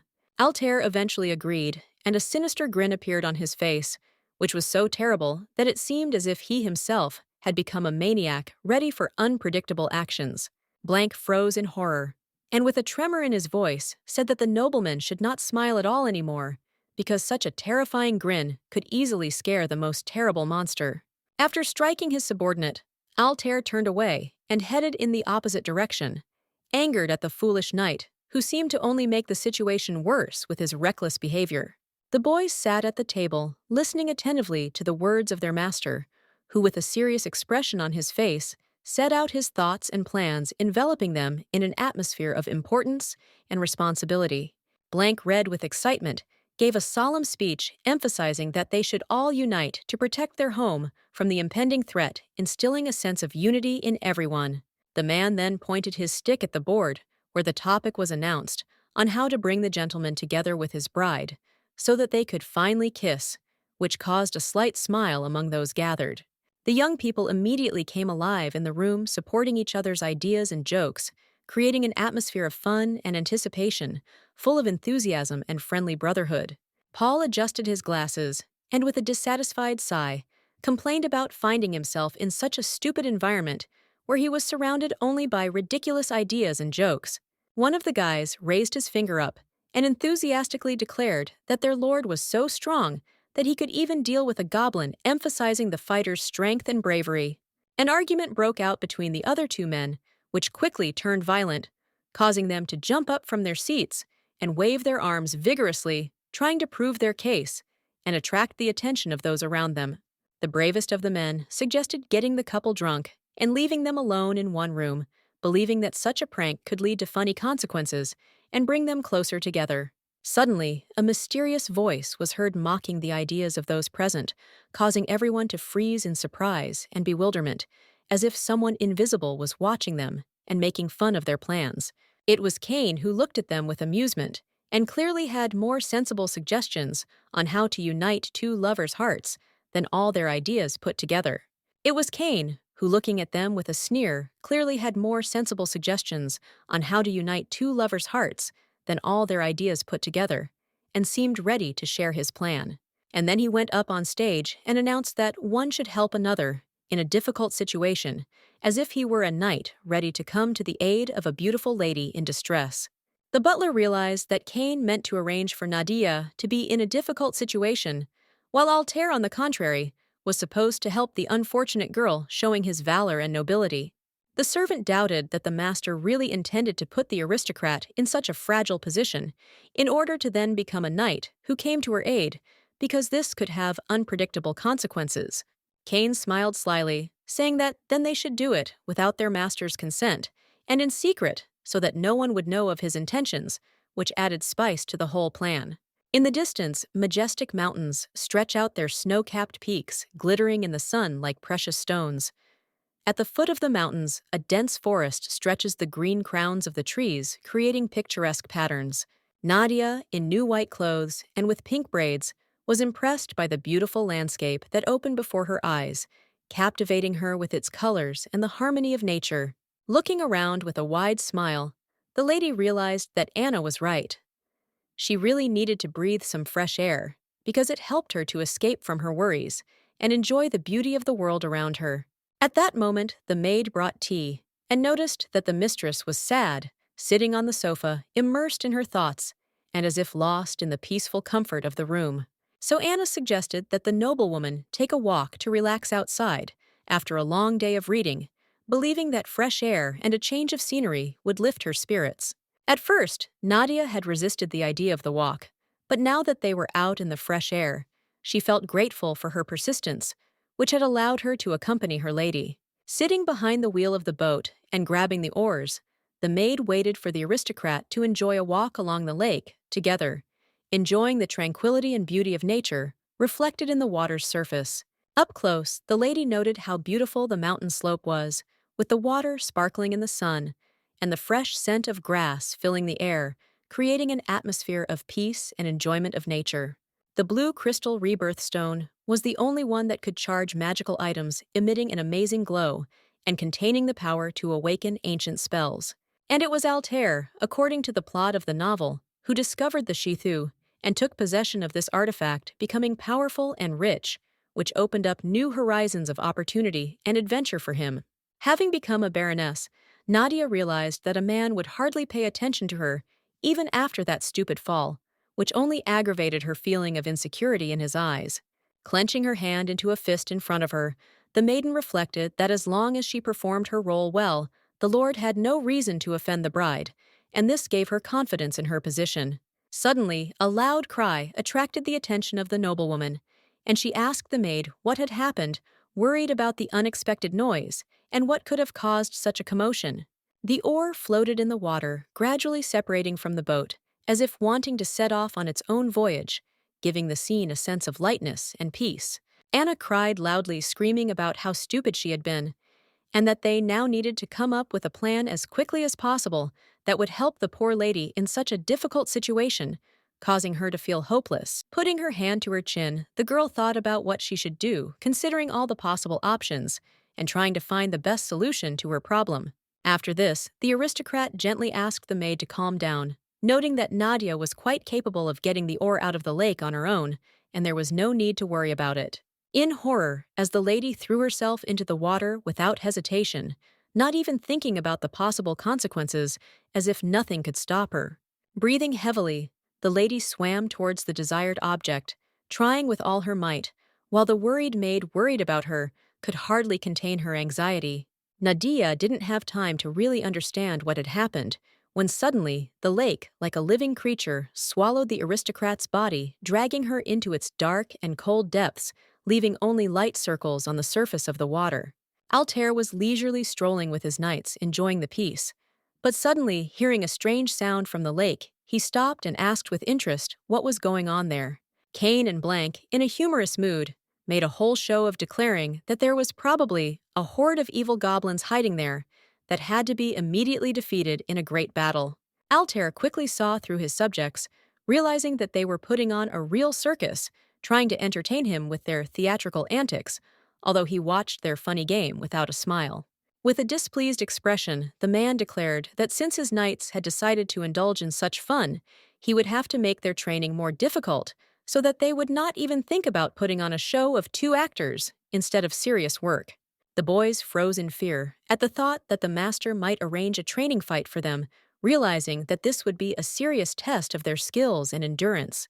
The boys froze in fear at the thought that the master could arrange a training fight for them, realizing that this would be a real test of their skills and endurance, for which they were not prepared. Blank rushed to push the man away, declaring that he was first and had no intention of giving up his place or right to participate in the discussion. The Lord realized with surprise that his subordinates had come up with real nonsense, and this sudden realization left him feeling disappointed, as he had expected more reasonable and constructive proposals from people he considered part of his team. But suddenly, he noticed Nadia drowning in the water next to the boat, and his heart instantly sank with horror, forcing him to rush to help, forgetting about all his worries. The young men looked at the drowning lady in horror, realizing that their plan was collapsing right before their eyes, and that now their main task was to save her and not to implement the plans they had dreamed of for so long. According to their plan, the Lord was supposed to help and find the ore in order to become a hero and save the ladies, thus strengthening his reputation and winning their sympathy. Nadia will then fall in love with her savior. The Lord and their bond will become stronger, which will lead to them being together, overcoming all difficulties, and enjoying every moment of their new happiness. The man walked quickly towards the lake, determined to save his beloved, and his heart pounded with excitement and determination, because every moment counted. He carefully lifted the lady into his arms and carried her out of the water, feeling the woman's body trembling from the cold, but at the same time, his heart was filled with determination and hope. Nadia lay unconscious on the grass, not breathing, and anxiety gripped everyone nearby, forcing them to look for ways to bring the girl back to life, not knowing how critical the situation was. Altair, overcome with anxiety, shouted loudly, demanding that his subordinates immediately bring a doctor, his voice sounding full of determination and panicked concern for the fate of his beloved lying unconscious on the grass. Kane froze in front of his master, not knowing how to apologize for the stupid plan that led to such an unpleasant situation, and his internal doubts only made the awkwardness of the moment worse. Altair realized in horror that the lady urgently needed help to start breathing, and he felt fear taking hold of him, forcing him to act quickly and decisively. The pulse was weak, and the lady's chest did not rise, causing the aristocrat deep anxiety, as he realized that every second counted, and it was necessary to do everything immediately. Without thinking twice, the man began to give his beloved artificial respiration, trying to breathe life into her. His heart began to beat in unison, with the hope that she would be able to return to him. Nadia woke up, and after making a few coughing movements, began to come to her senses.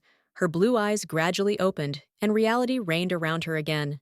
Blank, standing behind the gentleman, confidently announced that the doctor would arrive soon, trying to instill some calm into the tense atmosphere and maintain hope for a quick recovery of the master's bride. With ease, the Lord picked up the lady in his arms, holding her carefully as if she were the most valuable jewel, and headed for the nearest shelter, hoping to provide her with help as quickly as possible. The palace once burned in flames, leaving behind only ruined walls, and a trail of sadness, and its majestic architecture was drowned in tongues of flame, personifying the bitter memories of lost greatness. Altair, feeling the fear that the past could repeat itself, carefully carrying his wife in his arms, could not get rid of the disturbing thoughts that fate could deceive them again. The room was furnished modestly and simply with a minimum of furniture, creating an atmosphere of coziness, but leaving a feeling of incompleteness and lack of sophistication. The woman's hand reached out to take off the blanket, as it was too hot, but another, as if with tenderness, stopped it, reminding her of the comfort and coziness that warmth brings. This was a lord who was always by his wife's side, closely monitoring her condition and making sure that she always recovered and felt comfortable, radiating care and attention in every gesture, which only strengthened their bond. Red and sweaty Nadia was delirious with the thought that her husband was very cruel, and this feeling like a shadow enveloped her mind, making her doubt his true intentions and love. The aristocrat carefully covered the girl with a blanket so that she could regain her strength and recover, showing his tenderness and attention to her condition, as if trying to protect the lady from all troubles. Putting his hand to his face, the guy realized that the lady needed to take medicine to return her temperature to normal and quickly restore her health because the woman's well-being caused him deep concern. The man himself, sitting next to the patient's bed, was lost in his thoughts and suddenly realized that he was probably going crazy talking to himself, as if he was seeking comfort in his own words to cope with his growing anxiety. The hand quickly threw a small round ball into the mouth, which suddenly appeared there, causing both surprise and slight alarm, as if this unexpected act was only a prelude to something more important. The guy kissed the lady, thereby gently, injecting her with the medicine, trying to make this moment as gentle and caring as possible to help her recover and feel better. After leaving the sick woman, the man said with relief that she could now sleep peacefully, knowing that his care and attention would help her regain her strength and find peace. The sunset was breaking outside the window, painting the sky in vibrant shades of pink and orange, like an artist throwing his boldest, warmest colors onto the canvas, creating an atmosphere of calm and completeness. Altair slowly left the room, carefully closing the door behind him, which created a light sound that filled the space with silence, leaving behind an atmosphere of comfort and care that would be felt in this room for a long time. He ordered the boys on the floor to raise their hands higher, as punishment, forcing them to feel the pressure of the situation and realize the consequences of their actions. The Lord was truly merciless to his subordinates due to their foolish plan that almost cost him his reputation, and he was not about to forgive such carelessness in his ranks. Suddenly, as if from nowhere, the butler appeared, urgently calling his master, his voice sounding confident as if he was about to report something extremely important and urgent. Paul began to justify himself to him, stating that he had an annoying guest who had unexpectedly appeared and disturbed his peace, demanding attention and explanations. Drenched in sweat and excitement, the man added that only one person could have appeared without an invitation, and his presence always caused considerable concern and anxiety. Altair reacted with a contemptuous smirk to the mention of Balgael's name, who as always had come to them with the intention of finding out information about what was happening, unable to resist his usual persistence and importunity. A tense silence fell between the boys as they watched the door with concentration and a little trepidation, waiting to see what would happen next. Balgael was a middle-aged man, a relative of the Lord, who missed no opportunity to express his dissatisfaction with the modest interior, burdened with a lack of grace and refinement. Suddenly, the man flinched, realizing that next to him was not only himself, but also another person who seemed to be watching him with wary interest. Altair suddenly appeared before him in a dress uniform, with a stern look and a cold tone, asking what this scoundrel was doing here, as if already sensing the guest's ill intentions. Awkwardly looking away, the aristocrat said that his relative's house looked shabby and neglected, just like the owner himself, who seemed to have not changed since the last time they met. Sitting down opposite his guest, the Lord, with a slight irritation in his voice, politely, but insistently, asked him to speak faster, since time was limited, and there was no time for long conversations since many important matters required his attention. The man was outraged by the impudence of his nephew, who clearly did not show due respect, and his rudeness made him think about how it happened that the family lost the basic values in education. Altair, with an expressive reproach in his voice, replied that he was the master of this house, and the guest should behave with much more nobility and dignity, showing respect for the position of another. The man's face turned red with embarrassment and indignation, and realizing that he had no reasonable answer to his nephew's reproach, he only fell silent in embarrassment, feeling his pride gradually fading away. Sitting on the sofa and spreading his arms out to the sides, He asked with a slight reproach why his nephew had not invited him to such an important event as a wedding, since it was supposed to be an event related to the royal family. The Lord made it clear that he did not consider his relatives to be his real family and did not want to invite them to the celebration, showing his distance and disinterest. If they were truly related, they wouldn't have tried to disinherit him after the boy lost his parents 10 years ago, showing their true colors and selfishness. The aristocrat, rolling his eyes and coughing slightly, was clearly having difficulty formulating his thoughts, because being in such an awkward situation was not so easy, especially when faced with difficult questions. After all, one of the accomplices was the uncle's father, who sought to take possession of new lands using any means and manipulation to achieve his selfish goals, which only emphasized his greed and lack of principles. When a terrible fire broke out in the palace, the servants rushed in panic to find water, immediately trying to extinguish the fire and save precious property that could be destroyed in the blink of an eye. On that fateful day, the 12-year-old boy lost his parents, and in his heart there remained forever an abyss of bitterness and loneliness which changed his life and filled it with deep sadness. The little boy couldn't hold back his tears as he watched the blazing fire consume everything around him, symbolizing loss and destruction, leaving the poor thing in chaos. Thus, at such a young age, he became a lord, suddenly finding himself on the throne, without the slightest idea of how to manage his responsibilities, without the support of his parents. The relatives, having heard enough of the rumors, began to loudly complain, claiming that the guy was simply obliged to return the money to them as if it were his moral duty, and their discontent grew with each passing minute. They took all the treasures down to the smallest detail, while making false statements that the guy was obliged to return these riches to them as if justifying their actions with the right. After the boy came to his senses, he realized with horror that he was left completely without money, and a feeling of deep hopelessness arose in his heart, leaving him in a state of anxiety about the future and how he should live on. And now the uncle came here with the intention of obtaining the title of lord, wanting to take away all the remaining wealth and influence from his nephew, which he, in his opinion, was not worthy of keeping. But the relative deliberately spread rumors during the wedding, claiming that Altair was poor and a eunuch trying to undermine his reputation and create an advantage for himself in the eyes of others. Looking coldly at his nephew, the relative asked if he was going to introduce his bride, as if wanting to embarrass him and emphasize his disdainful attitude.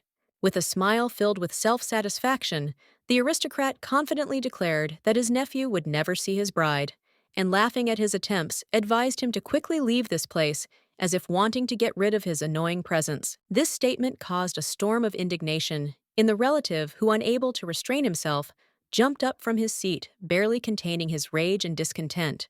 The hand extended a crimson letter, sealed with a scarlet seal, as if it carried dark secrets and threats ready to be revealed, creating an atmosphere of tension and anticipation in the air. With a smile on his face, the man explained that the Eastern Union had sent an invitation to an important event that promised to be significant and memorable for all participants. However, this invitation had no meaning for the nobleman, and full of disdain, he squeezed the paper in his hand, as if wishing to destroy all meaning.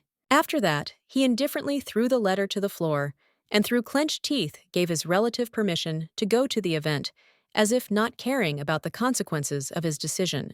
Altair listened with coldness and restraint to the words about how a lord's wife should definitely take part in such events, so as not to remain in the shadows and not miss important opportunities that could give her significance in society. Thoughtfully looking away, the man pondered his uncle's offer to go to a social evening, wanting to cheer up his beloved, and perhaps distract her from the sorrows that surrounded them. The guy's plan was to ridicule the couple at the event, intending to embarrass them in front of everyone, which he believed would give him satisfaction and restore his own dignity. Before leaving, the aristocrat added that they would also be able to see the third prince at this event, which was a rare opportunity that should not be missed. Nadia's eyes widened as a bright light filled the room, as if awakening her from a long and deep sleep, and making her realize that she was back in reality where everything around her had changed. The lady was already waiting for Anna, who was worried about her hostess's health, trying to support and ease her return to normal life after everything that had happened. It turned out that the girl had been in bed for a long time, rubbing her eyes and realizing that Nadia was in shock at how long she had been in bed due to the illness that had delayed her recovery so much. The maid began to complain that she was in despair when her mistress suddenly threw herself into the water, and she was very afraid for her lady's life since the maid did not know what was happening or how to help. The maid, with tears in her eyes, began to cry, claiming that the life of her mistress was several times more important than her own servant, and her anxiety only increased with each passing moment. With a gentle smile, Nadia admitted that Anna means a lot to her, and if the situation repeats itself, she will again jump into the water without hesitation to save her, despite all the dangers. This meant a great deal to the maid. She took the lady's hands in her hands with a passionate feeling and swore to always remain by the aristocrat's side, ready to support the beauty in any trials and difficulties that might arise along the way. Afterwards, Anna confessed that it was all part of a plan she had developed with others to help the mistress and master fall in love with each other, pushing them towards intimacy and mutual understanding. Nadia remembered that it was Altair who saved her from the water, preventing her from drowning, and her heart was filled with gratitude to him for not leaving his beautiful wife in trouble.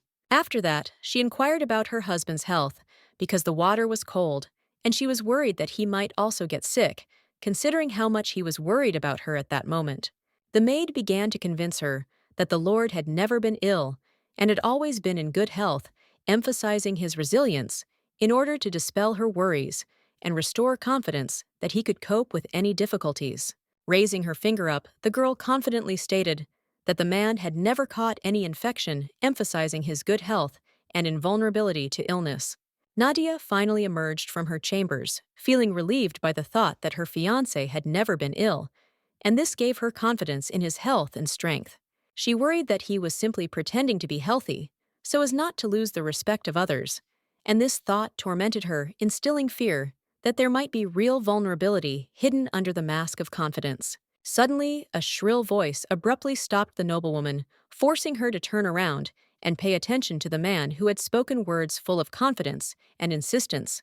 It was Cain and Blank, who were still kneeling, their hands raised up, expressing their submissive respect and devotion, as if waiting for permission or recognition from the mistress. They wept with joy, realizing that the lady was well, and between tears of laughter, promised each other never again to allow such excitement so as not to cause her unnecessary worries.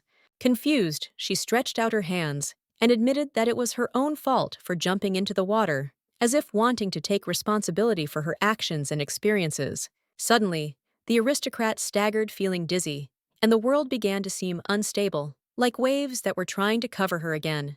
She felt incredibly pleased when her subordinates began to speak about her with respect and admiration, emphasizing her virtues and merits, which filled her heart with pride and joy, making her feel significant and appreciated in the eyes of others. In her home, she was treated rudely and curtly, as if her opinions and feelings did not matter, which left her feeling resentful and lonely. In her husband's house, on the contrary, everyone treated her with warmth and kindness, surrounding her with care and attention, which created an atmosphere of comfort and tranquility, relieving her of the worries and experiences that tormented her in her home.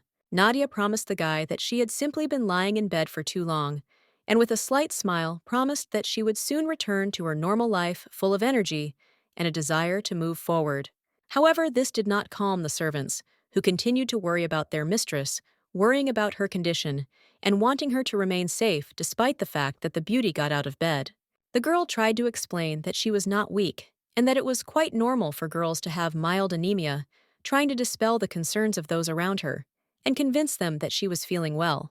However, the knights, without listening to the explanations, decided that it would be better to call a doctor, believing that professional help was necessary to ensure health and safety. Red with embarrassment, the lady raised her hands and shouted that she was perfectly fine, trying to convince everyone around her of her resilience and lack of health problems. Altair suddenly appeared, asking, with slight concern, what all the commotion was about in the hallway. His voice was confident, but his eyes showed a sincere desire to understand what was happening and protect those dear to him. Looking sternly at his wife, he reminded her that he had not given her permission to leave his chambers, emphasizing the need to be careful and stay safe, despite her desire to explore the world around her. The noblewoman, whispering under her breath about her concern for the health of the Lord himself, decided that the time had come to find out about his well-being and express her sincere concern. An awkward silence fell, and it seemed as if all words had left the nobleman, leaving the grown boy to stare silently into space, as if searching for lost thoughts. But suddenly, he turned away, blushing, as if he were flushed, and trying to hide his embarrassment, muttered that there was no need to worry about such trifles, because the aristocrat had never been ill before. Nadia looked down, feeling a quiet relief and joy that the man remained unharmed because of her mistakes, and this moment filled the lady's heart with warmth, as if the burden of guilt began to slowly go away. The couple stood in front of each other in comfortable silence, not needing words. Their looks said more than any phrases could, filling the moment with calm and tender closeness. The girl carefully clarified that she wanted only one thing: to return back to her room, and now, with a quiet plea in her voice, she asked to allow her to do this in order to restore her strength in solitude.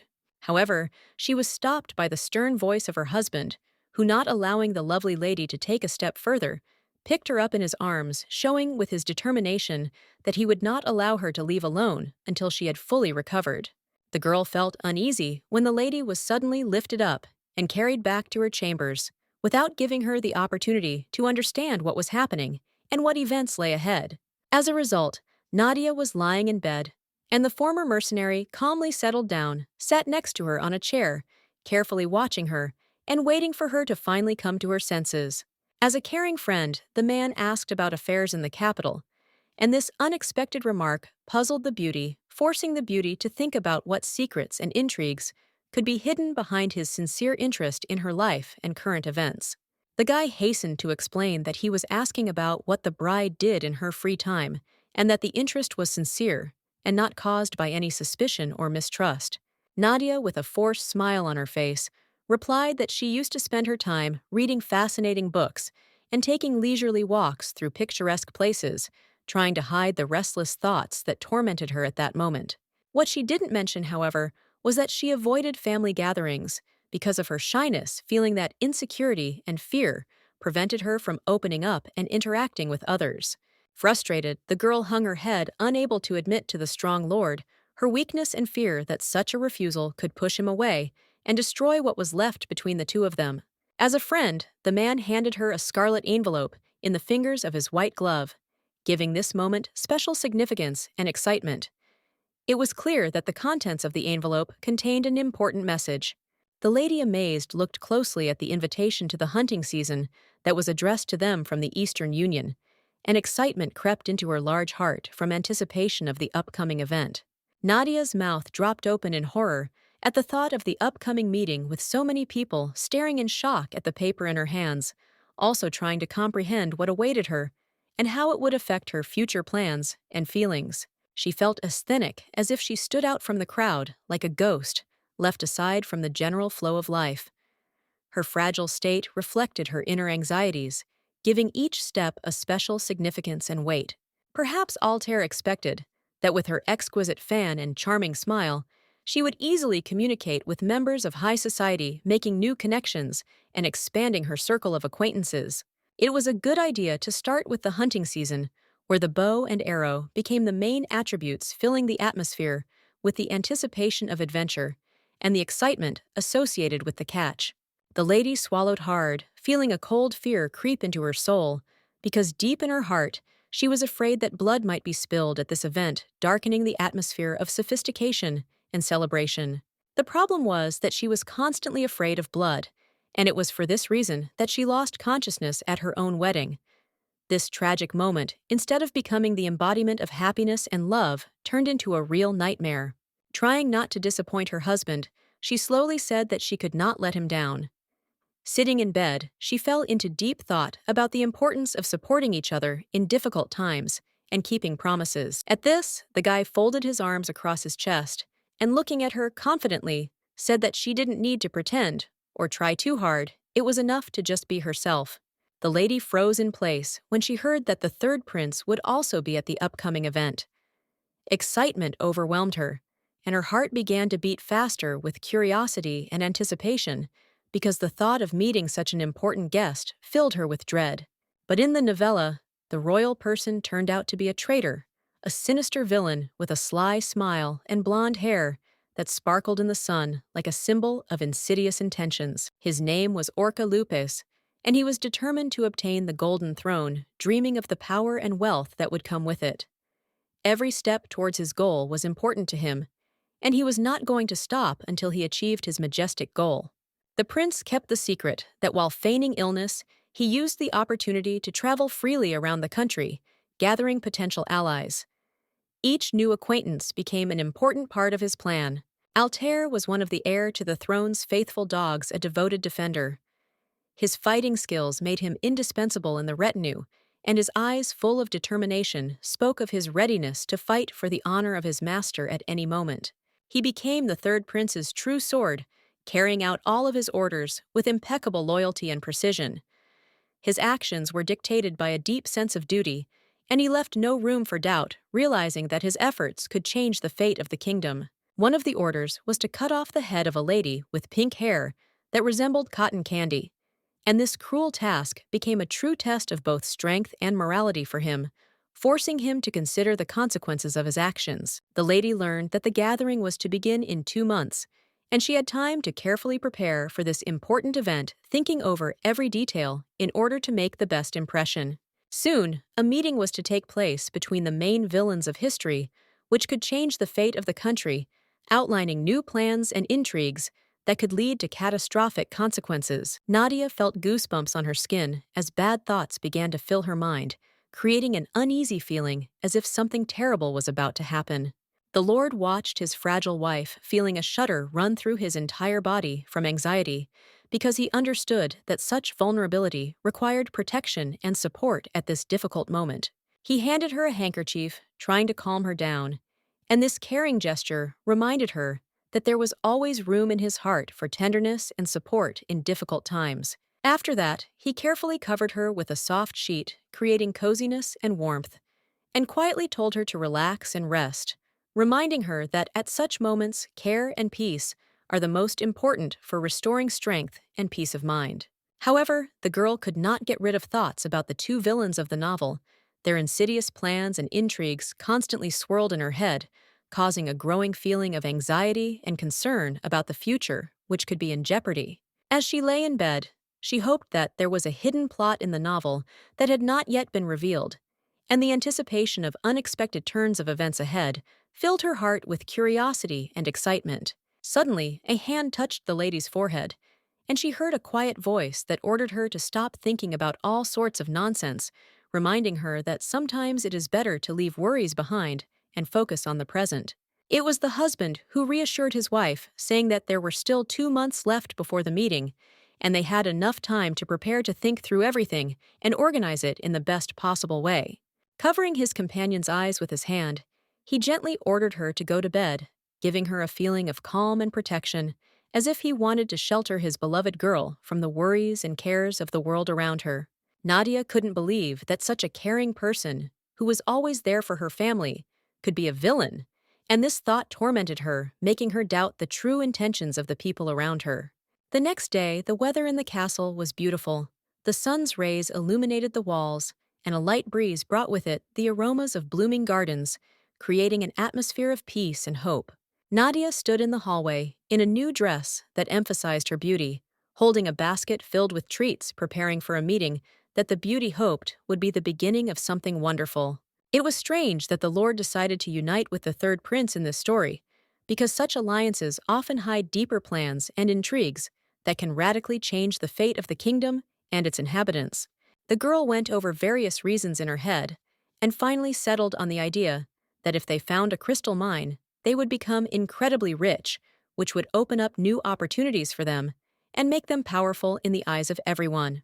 The novel also mentioned that Orca was an incredibly handsome man, but his inner nature hid a terrible monster whose dark desires and insidious plans contradicted his attractive appearance. Nadia did not know how to openly tell her husband about the true nature of the heir to the throne and point out his nature without raising unnecessary fuss and creating unnecessary suspicions. Nadia did not know how to delicately inform her husband about the true nature of the heir to the throne, and point out his true nature, trying to avoid unnecessary fuss and not arouse suspicion so as not to complicate the situation. Initially, she thought about asking her husband for permission to go in search of riches, hoping that this would allow her not only to strengthen their financial position, but also to demonstrate her independence and determination in achieving her goals. But she soon changed her mind, realizing that in such a case, a man's honor could suffer, and he would certainly be upset because it was important for him to feel his strength and the protection of his family. Therefore, the lady decided to act independently and in secret, relying only on her own strength to achieve her goals and keep everything a secret from others. In the spacious training hall, knights dressed in shining armor swung their swords with passion and intensity, honing their skills and techniques, creating an atmosphere of fighting spirit and strong brotherhood around them. Blank, tiredly wiping the sweat from his face, was happy to realize that his morning workout had given him not only physical exercise, but also a boost of energy, strengthening his spirit and body. Suddenly, the guy's attention was drawn to a sweet girl who, with a sincere smile and a warm voice, wished everyone around her a good morning, filling the atmosphere around with light and joy, like the dawn that illuminates the world with its radiance. The other men also looked up from their workout when they heard their friend passing by and began exchanging jokes and funny remarks, forgetting for a moment about the seriousness of their training. And so Nadia found herself in the center of attention, of everyone present. Her confidence and charisma attracted glances like a magnet, forcing those around her to forget about training and focus on her. Clumsily holding out a basket of delicious sandwiches, she said with genuine concern that she had come to feed the knights about whom she was so worried and who were dear to her. The sandwiches, prepared with love, were truly good and gave off a pleasant aroma, filling the air with delicious notes that awakened the appetite and created an atmosphere of coziness. During the cooking process, the aristocrat was supported by an experienced chef who generously shared his secrets of culinary art, enriching each dish with unique flavors and giving it sophistication. The men, like hungry lions, literally pounced on the treat, expressing their sincere gratitude to the noblewoman for her generosity and care, which warmed their hearts and filled their souls with joy. Cain bowed to his lady with sincere gratitude, expressing his deep appreciation for the kindness she had shown him, warming his soul with the warmth and attention so valuable and important at that moment. The guys, enjoying delicious food, cheerfully discussed how much each of them had eaten, laughing and teasing each other, creating a relaxed atmosphere of friendship and joy, where every word sounded like a kind, playful compliment. This made the aristocrat first smile and then laugh merrily, filling the space around with sincere laughter. The lady could no longer contain her happiness. The amazed knights who had gathered for the feast were so surprised that they could not contain their emotions. One of them, trying to react to what was happening, was so shocked that he dropped the food from his hands, and this only increased the joy around. Even though the sandwich was lying on the floor, many still expressed a desire to eat it sincerely, hoping that it would still be tasty despite its dubious location. The hand, overcoming internal doubts, carefully reached out to pick up the food from the floor, hoping that it would still retain its taste and aroma despite the unfavorable conditions. Despite the lady's objections, the grown man, ignoring all doubts, picked up his food from the floor and began to chew confidently, declaring that it tasted quite good and delicious.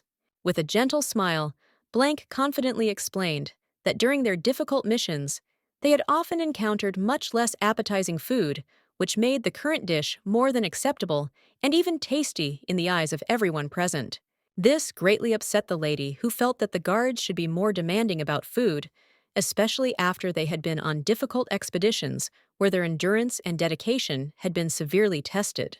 The knights of the capital, dressed in rich clothes and armor, proudly displayed their nobility and status while radiating confidence and strength that attracted the attention of those around them. During this time, the guards on the front lines courageously defended the country from enemies, risking their lives in terrible conditions, full of dangers and difficulties, but remaining devoted to their duty and homeland.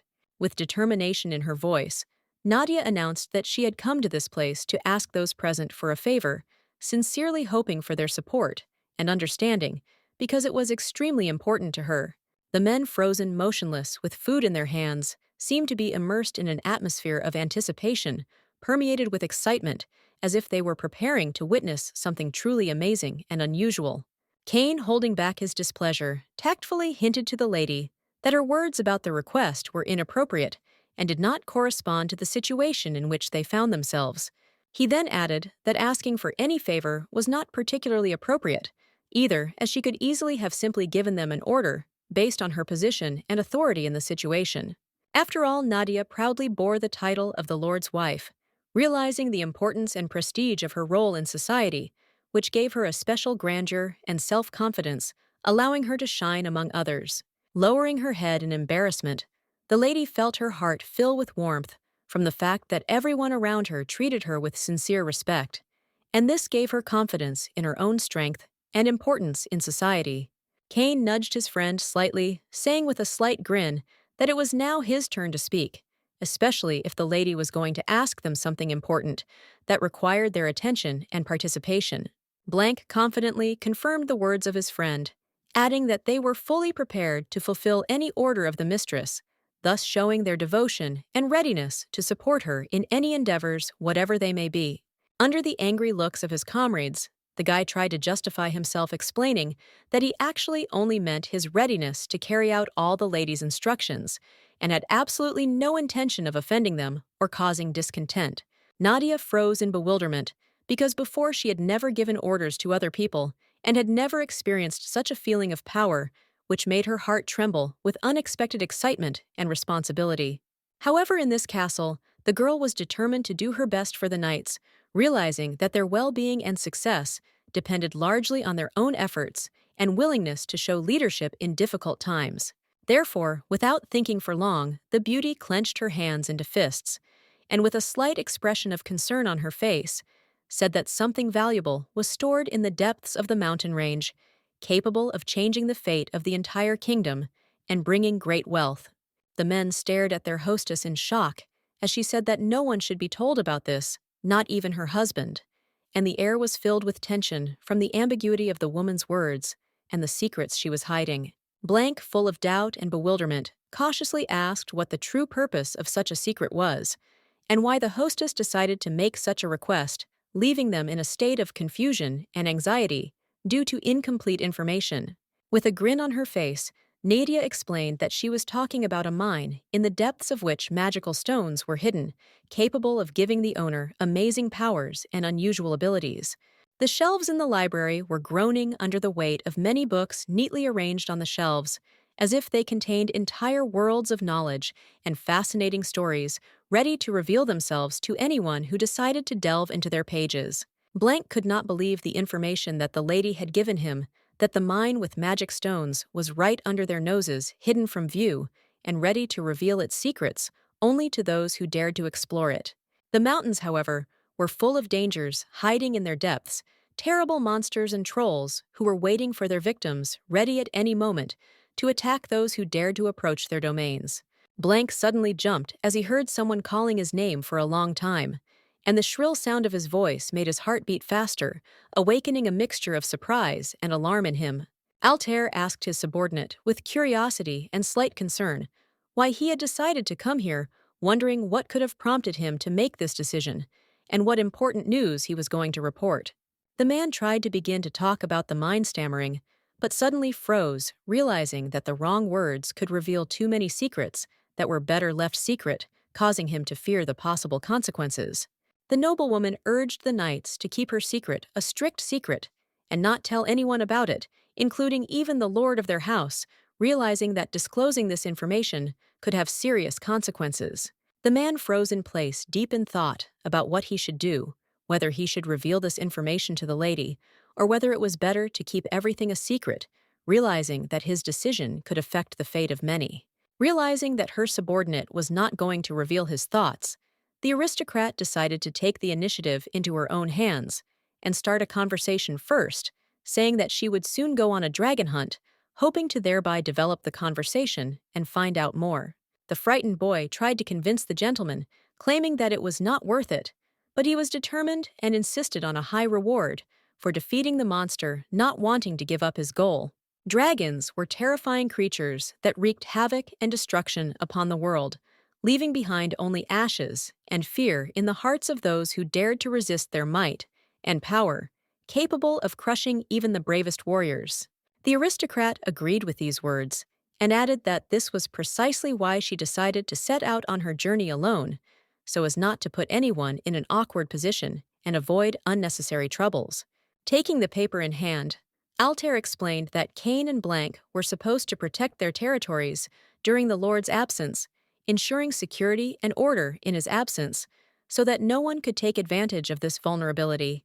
The knight insistently told the boy not to talk nonsense, because he could not go hunting for the monster alone, where dangers lurked at every step.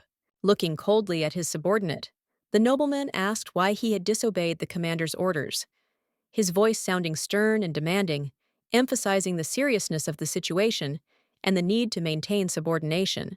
Altair nodded his head in understanding and explained that they simply had to play along with the humans one last time, as they had promised to pay handsomely for this cooperation, and such a deal could be beneficial to all parties. And then the guy had a great idea. He suggested to the Lord to postpone the request for the dragon for a while, confident that this decision would allow them to better prepare for the upcoming threat and avoid unnecessary risks. The words that the lady personally prepared sandwiches for everyone present made the nobleman angry, causing a storm of emotions, since he considered this humiliating for his status and position in society. Frightened by the nobleman's powerful aura, Blank wanted to take back his words, realizing that the consequences of his statements could be fatal, and not wanting to risk his life in this team. The man was not going to remain silent, and told the gentleman that Nadia had recently discovered some really useful information about a hidden gem mine in the mountains that could be incredibly valuable to their business. After this, Blank added in front of the aristocrat that the lady also planned to explore the mountain, as she believed that not only precious stones could be hidden there, but also many other mysteries worth solving. Altair expressed his opinion that before making any decisions, they should conduct a thorough investigation and find out who knows what about the mountains and hidden treasures in order to avoid mistakes and prepare for possible dangers. Blank was upset to learn that the terrible gentleman did not refuse the task of the dragon and decided to take on this difficult order, realizing what dangers could await them ahead. Looking sternly at his interlocutor, the nobleman explained that the precious stones could indeed be found in the mountains, but there were no guarantees of this, and hoping for luck was extremely unreasonable. Moreover, he had already sent a letter to the customers, and this decision had become irreversible, leaving them little time to prepare. Now they had to act regardless of all the risks that could arise during this dangerous adventure. Unable to contradict his master, the knight agreed with the decision, although inside he was thinking about how he could leave this stupid lord aside in order to avoid unnecessary trouble and save his reputation. A deep silence reigned in the room, while the hosts dined peacefully in the presence of the servants, each of whom tried not to attract unnecessary attention to themselves, immersed in their own thoughts about the affairs and concerns that awaited them after the meal. Nadia hesitated, wondering how best to tell her husband about something important that was bothering her and demanding his attention, fearing how the man opposite would perceive this information. Altair asked his wife what was wrong, his voice sounding genuinely concerned, and he looked at her carefully, trying to figure out what could have upset or worried the beauty. The virgin confidently stated that the food was incredibly delicious and made her happy, after which she added that she had a request for her husband, hoping that he would listen with due attention and understanding, given the importance of what the virgin was about to say. Surprised, the Lord asked what exactly the lady wanted, his gaze full of sincere interest and expectation. The nobleman understood that the request could be important and significant for both, and was ready to listen attentively. Nadia said that she had an order for a scary and powerful dragon, but she believed that it was too dangerous to risk her life and well-being, and needed good advice and support from friends. The sincerely beautiful noblewoman suggested canceling the order to avoid certain death, because she understood that such a risky mission could have serious consequences for all participants. Amazed by what was happening, the Lord, with a slight smile on his face, asked his bride to repeat what she had said while sitting at the table to make sure that he had heard everything correctly. After these words, the man slowly turned to the butler. His gaze was serious and focused, and in a restrained tone, he asked him to refrain from rash and hasty actions in order to avoid unwanted consequences and maintain order in the house. The lady was in deep shock when she realized that the young man was already aware of all the details and knew more about the situation than the noblewoman could have imagined. At that moment, the attendant asked the lady to consider the possibility of investing her personal funds in a very promising project, which, according to him, promised significant profits. The girl's jewelry belonged exclusively to her, and in no way were part of her husband's property, which emphasized her independence and the right to dispose of them at her own discretion. So Nadia hesitated for a moment, thinking, and then gently refused the butler, explaining that she already had a place where she planned to invest her money, and this decision was final. Suddenly, Paul announced with a serious face that the gentleman was soon going to go hunting for a dragon, which caused a storm of indignation and anxiety in the girl, since such risky adventures seemed absolutely reckless to her. The houseworker bowed politely and respectfully and asked the lady to try to convince her husband not to take the risk and not to go on a dangerous adventure in order to avoid tragic consequences. Altair noted with a slight smile that a wife does not have to blindly follow the butler's instructions because she has her own opinion and the right to make decisions based on personal beliefs and feelings, which should be taken into account in any situation. Nadia looked away and quietly muttered that she was also worried about the aristocrat understanding how such risky actions could lead to undesirable consequences. The girl remembered how the man had saved her at a critical moment, preventing her from drowning, and this realization once again confirmed that the Lord was indeed a good man capable of noble deeds. Sitting across from her husband at the table, the lady confidently added that she was also part of his family and had every right to express her opinion, which should be taken into account in their joint affairs. Suddenly, the nobleman rose from the table, approached the bride, extended his hand to her, and asked with genuine interest if she had finished eating, showing the hope that they could continue their conversation in a more relaxed atmosphere. After that, they headed together towards the ladies' quarters, walking along the corridor and enjoying the light conversation that filled the atmosphere with ease and warmth. Altair, with sincere respect and nobility, opened the door for his wife, allowing her to pass first, which emphasized his concern for her and demonstrated the politeness that was always present in their relationship.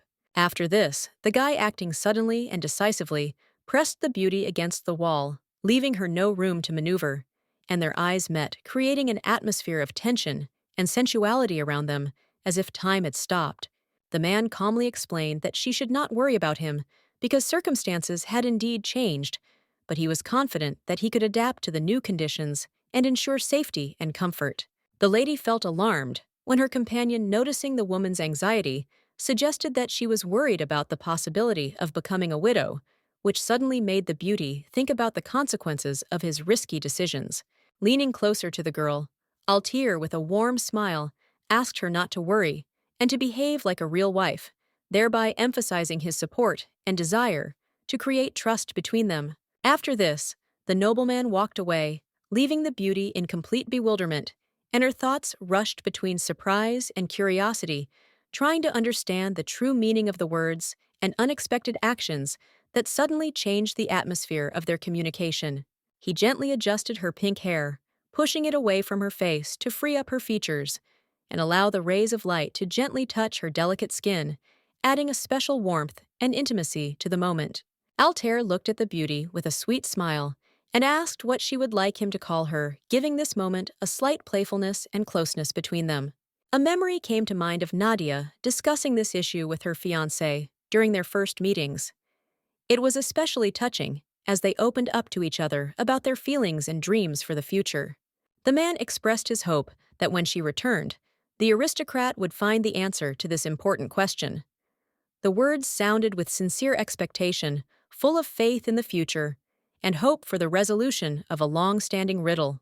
After this, the Lord gently placed his hand on his companion's head and, smiling, called her a good wife, which added a note of warmth and closeness to the atmosphere of their conversation. Altair remained true to his intentions and without hesitation left the majestic castle full of determination and determined to set out on a dangerous journey in search of the dragon, hoping to find it and receive a reward. While the maid combed her mistress's hair, She quietly read books on the manners of a true lady, trying to absorb every detail in order to become the ideal assistant.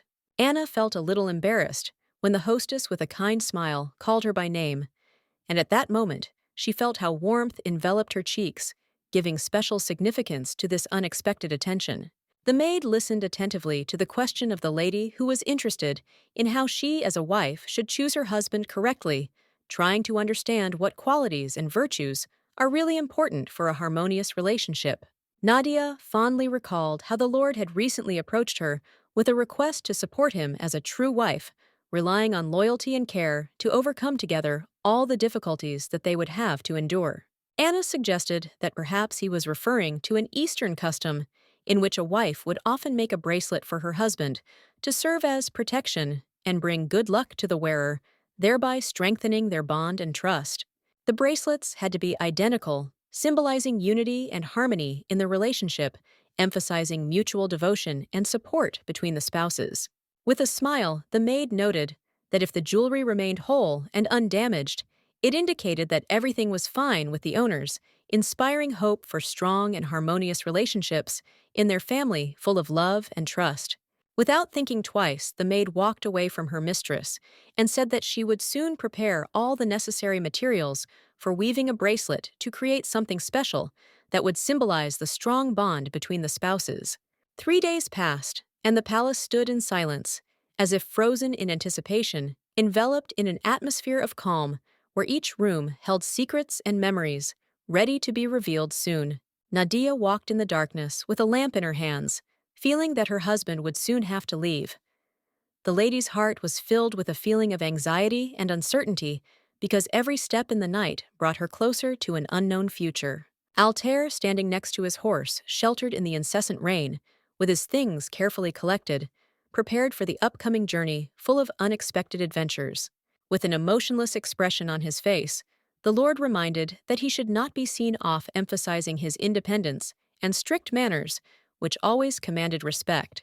Nadia remembered all their past meetings very well, but now looking at him on the street, she understood that she would not be able to avoid the last meeting, which would become an important milestone in their common history.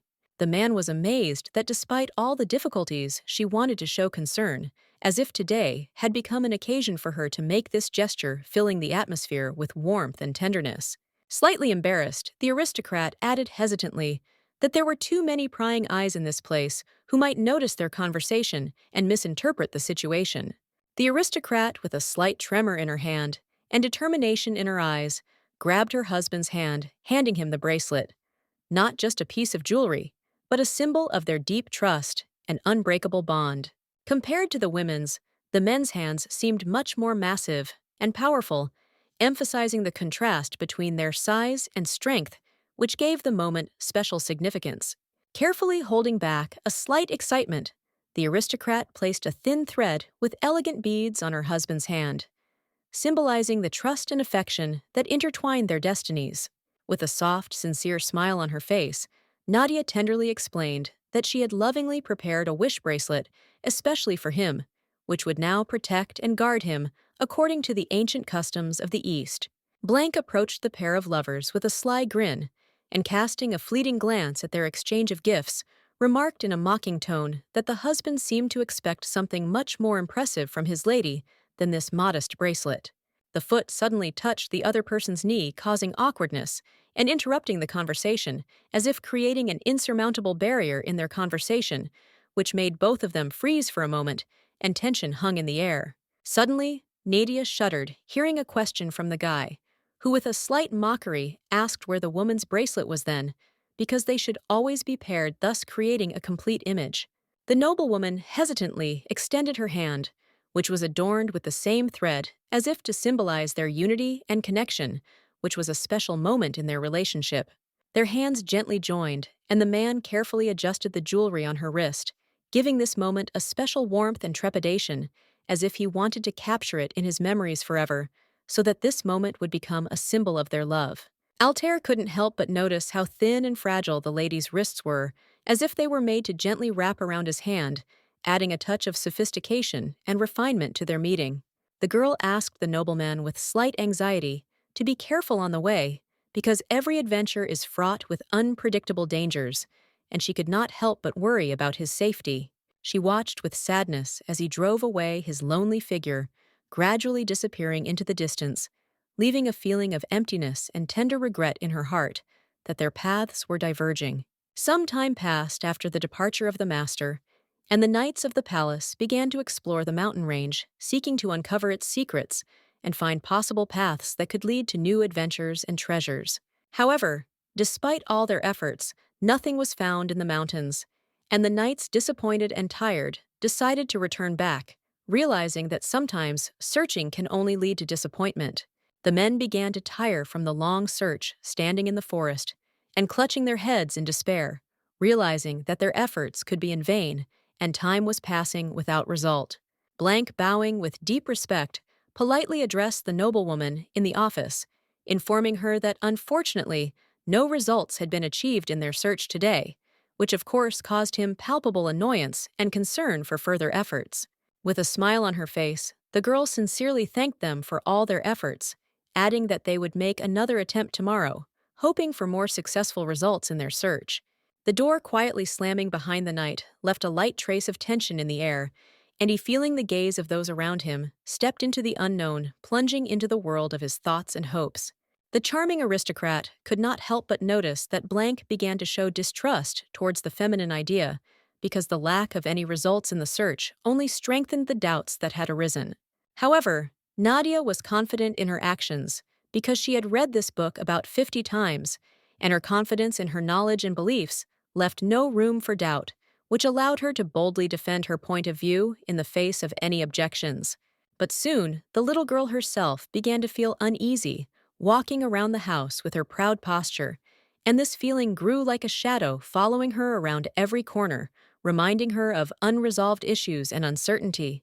Suddenly, Nadia stopped hearing a loud crack that came from behind her, causing alarm and making her heart beat faster, as if sensing the approaching danger. It was Blank who was rushing towards the aristocrat with good news. He had finally managed to discover the magic stones that could significantly change their fate and give hope for success in their endeavors. The aristocrat covered her face with her hands, in happiness, not believing her ears, unable to comprehend that all her dreams were beginning to come true, and hope for a bright future was flaring up in her soul. They immediately began discussing a project to develop mines, to explore deep into the mountains, to extract minerals that could bring significant benefits and open up new opportunities for their kingdom.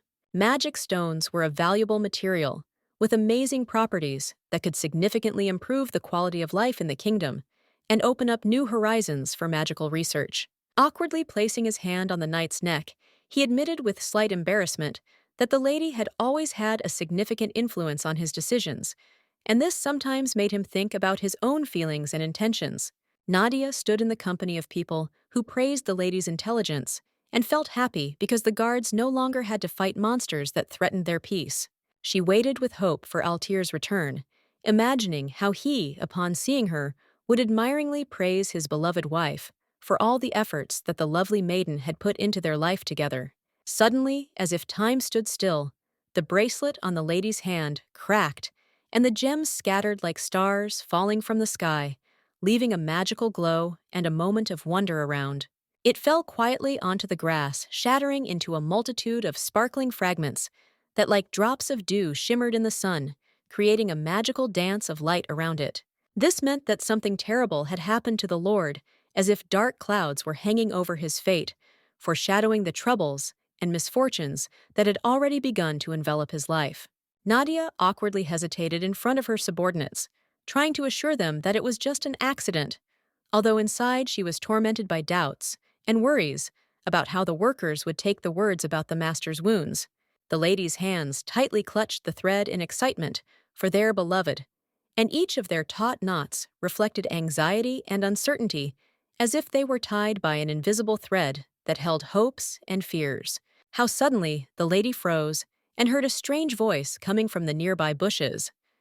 The noblewoman instantly turned towards the sound, listening warily, feeling a chill of curiosity run down her spine. This was an aristocrat who had brazenly barged into a lord's domain and demanded something with defiant self-confidence, as if he did not realize that he was violating boundaries that he should not have crossed. Nadia realized that this man was a count of the nearby lands, and her heart beat faster, realizing that his high status gave his demands a special weight and influence that she so feared. The nobleman said irritably that despite everything he intended to meet the Baroness, and insisted that no one should stand in his way, as if his words were an unshakable order that did not tolerate objections. Nadia realized that she was the only one who could resolve the situation and decided to intervene, determined to find a way out and prevent the conflict from escalating to unpredictable consequences. The man loudly stated that since the lord had left his estate, the noblewoman had to receive the guests in accordance with her husband's duty, emphasizing the importance of her role in society and expecting her to fulfill her duties. Finally, the beauty intervened in the conversation, confidently, introducing herself as the mistress of this house, and her beautiful voice sounded with dignity, and her gaze expressed determination, ready to defend her rights and protect her territory. The aristocrat immediately began to be indignant, claiming that the lady had no manners, while she herself showed a keen interest in the reasons for the count's arrival, clearly not paying attention to her displeasure. The square was lined with soldiers ready to perform their duties, creating an atmosphere of tension and determination. The nobleman angrily shouted that the guards of the maiden's husband had brazenly invaded his territory, and this behavior was completely unacceptable, causing not only indignation, but also alarm among those present who understood the seriousness of the situation. Blank hastened to warn the man, declaring that these possessions belonged to them, thereby emphasizing his rights and insistently demanding respect for the established boundaries. In response, they were handed a map showing two territories clearly marked and separated, clearly illustrating the ongoing disputes over ownership.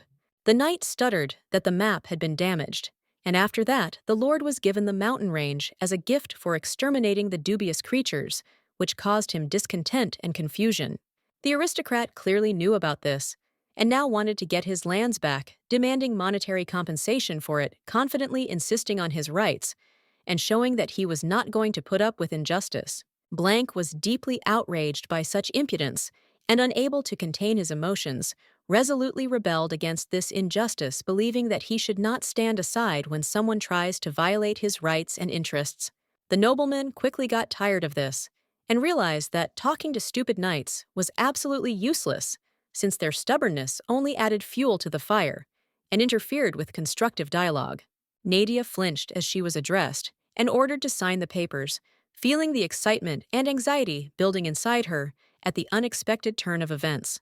The lady was in no hurry to obey the stranger's instructions, not being prepared to give up her husband's lands, which she considered her rightful property, and was determined to defend her rights. Loudly and coldly, Nadia refused to sign the papers, resolutely, refusing to let her husband down, and defending his interests at this tense moment.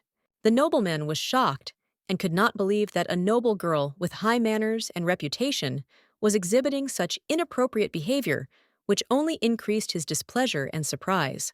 A tense conflict arose between the count and the aristocrat, exacerbated by disagreements over property and land rights, which led to an exchange of harsh words and discontent on both sides.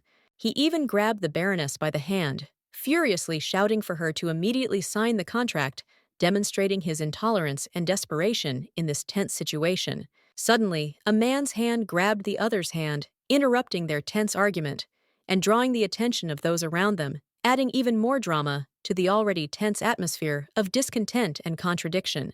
It was Altair, who had finally returned from his long journey and was now full of anger at the rude treatment his wife had received, which could not help but make him want to intervene and protect the lady's honor. He explained to his wife that he was very glad to see her back, and then the lord added that it was extremely rude of the earl to come here and interfere in their affairs, especially considering what had happened. The aristocrat was frightened by the rage and pressure from the main villain of the novel. Feeling fear take hold of him, and unable to resist, he stepped aside, trying to avoid conflict. Turning to his subordinate, the man began to ask why the lord had returned so early, since he should have been in a state of recovery from an injury, and this unexpected news worried him. Drawing his sword from its sheath, Altair regarded the nobleman's behavior as a declaration of war, causing him to turn around abruptly and collide with the butler standing behind him. Coldly, and with obvious bloodthirstiness, the aristocrat added that killing the intruder would almost be an act of self-defense, thus emphasizing his determination to defend his lands and rights, even if it required brutal measures. The count fell to his knees and, full of confusion, began to ask for forgiveness, realizing that his actions had led to serious consequences and caused discontent among those around him. Shouting his apologies, the nobleman rushed in panic into the crowd of knights, quickly leaving the stranger's house, realizing that such actions led to consequences, and now he had to pay for his insolence, which of course was deserved. Altair explained that a man who could not defend himself was doomed to defeat, emphasizing the importance of strength and confidence in any circumstances, especially when it came to honor and dignity. Nadia herself took this personally because, as the owner's wife, she considered it her duty to protect her home, realizing that the safety and well-being of the entire large family depended on her. She couldn't even push the other man's hand away as they grabbed her, feeling fear sweep through her fragile body and realizing that she was in a vulnerable position, unable to defend herself. Altair froze surprised when he heard an apology from his innocent wife, not expecting her to take such responsibility for what happened and feel guilty. However, instead of reproaching her, the Lord gently grabbed his wife's hand, on which a bruise was visible, and said that it should be carefully treated, expressing his care and tenderness for her at this difficult moment. The maiden tried to convince him that it was just nonsense, and that it was not worth attaching such importance to it. But the Lord remained adamant, insisting that caring for the lady's health was a top priority, and he would not allow her to ignore her injuries. The man's face looked strange, and it was obvious that he urgently needed help because his expression betrayed great concern and pain, causing a desire to intervene and offer support. Nadia looked in horror at the wound Altair had received during the fight, and the woman's heart sank with anxiety when she realized how dangerous such a fight had been and how much he had risked to protect their family. She screamed in panic that they urgently needed to call a doctor, realizing that her brave husband's health was at risk and delay could have serious consequences. Covering her mouth with her hands, the girl could not calmly look at the blood that flowed due to the injury, experiencing strong memories of the past when such scenes were unbearable for her. The girl's body began to shake from growing horror and anxiety, and she could hardly cope with the emotions that rolled in waves, making her feel helpless in this critical situation. Concerned, the Lord approached the lady and asked what had happened to her and why she was shaking so much, feeling anxious for the woman's condition and wanting to understand how he could help her in this difficult moment. Realizing that arguing with his wife was useless, the man decided to accept her concern and agreed to treatment, realizing that her concern came from love and a desire to protect his health. Nadia nodded, holding her husband's things tightly in her hands, trying not to fall from the excitement and fear that were growing inside her, but at the same time, she was determined to support the guy in this difficult moment, realizing how important support was for his recovery. Beneath the Lord's clothes were many wounds, bruises, and scars, each telling its own story of the struggle and courage he had shown in battles for his family and land. Nadia stood next to the doctor, who was carefully examining the nobleman's wounds. During the examination, he came to the conclusion that the Lord had several serious wounds that required immediate treatment and attention. Concerned, the lady anxiously asked the doctor if the boy was in much pain. Her voice trembled with excitement because she understood that suffering could be serious and affect not only the physical, but also the emotional state. As a child, her mother often took the aristocrat's hand when she was sick, and this simple touch always brought her relief, giving her a feeling of care and warmth that was so necessary in difficult moments. The Lord answered briefly and reservedly that he was in pain, and this confused everyone present, causing them to freeze in surprise and anxiety because his revelation destroyed the atmosphere of tense anticipation.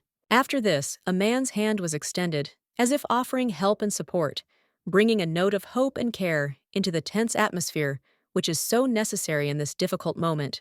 Nadia, tightly squeezing the man's palm, tried with all her heart to ease the unpleasant pain, wanting to convey to him the warmth and support that could help in this difficult moment.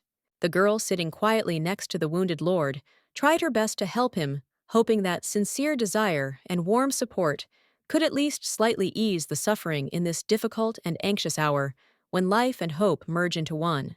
Beauty quickly realized that their situation was very different from the moments when her mother took her hand, because now they were a couple in love, full of hope and desire for a future together, which gave the relationship a special depth.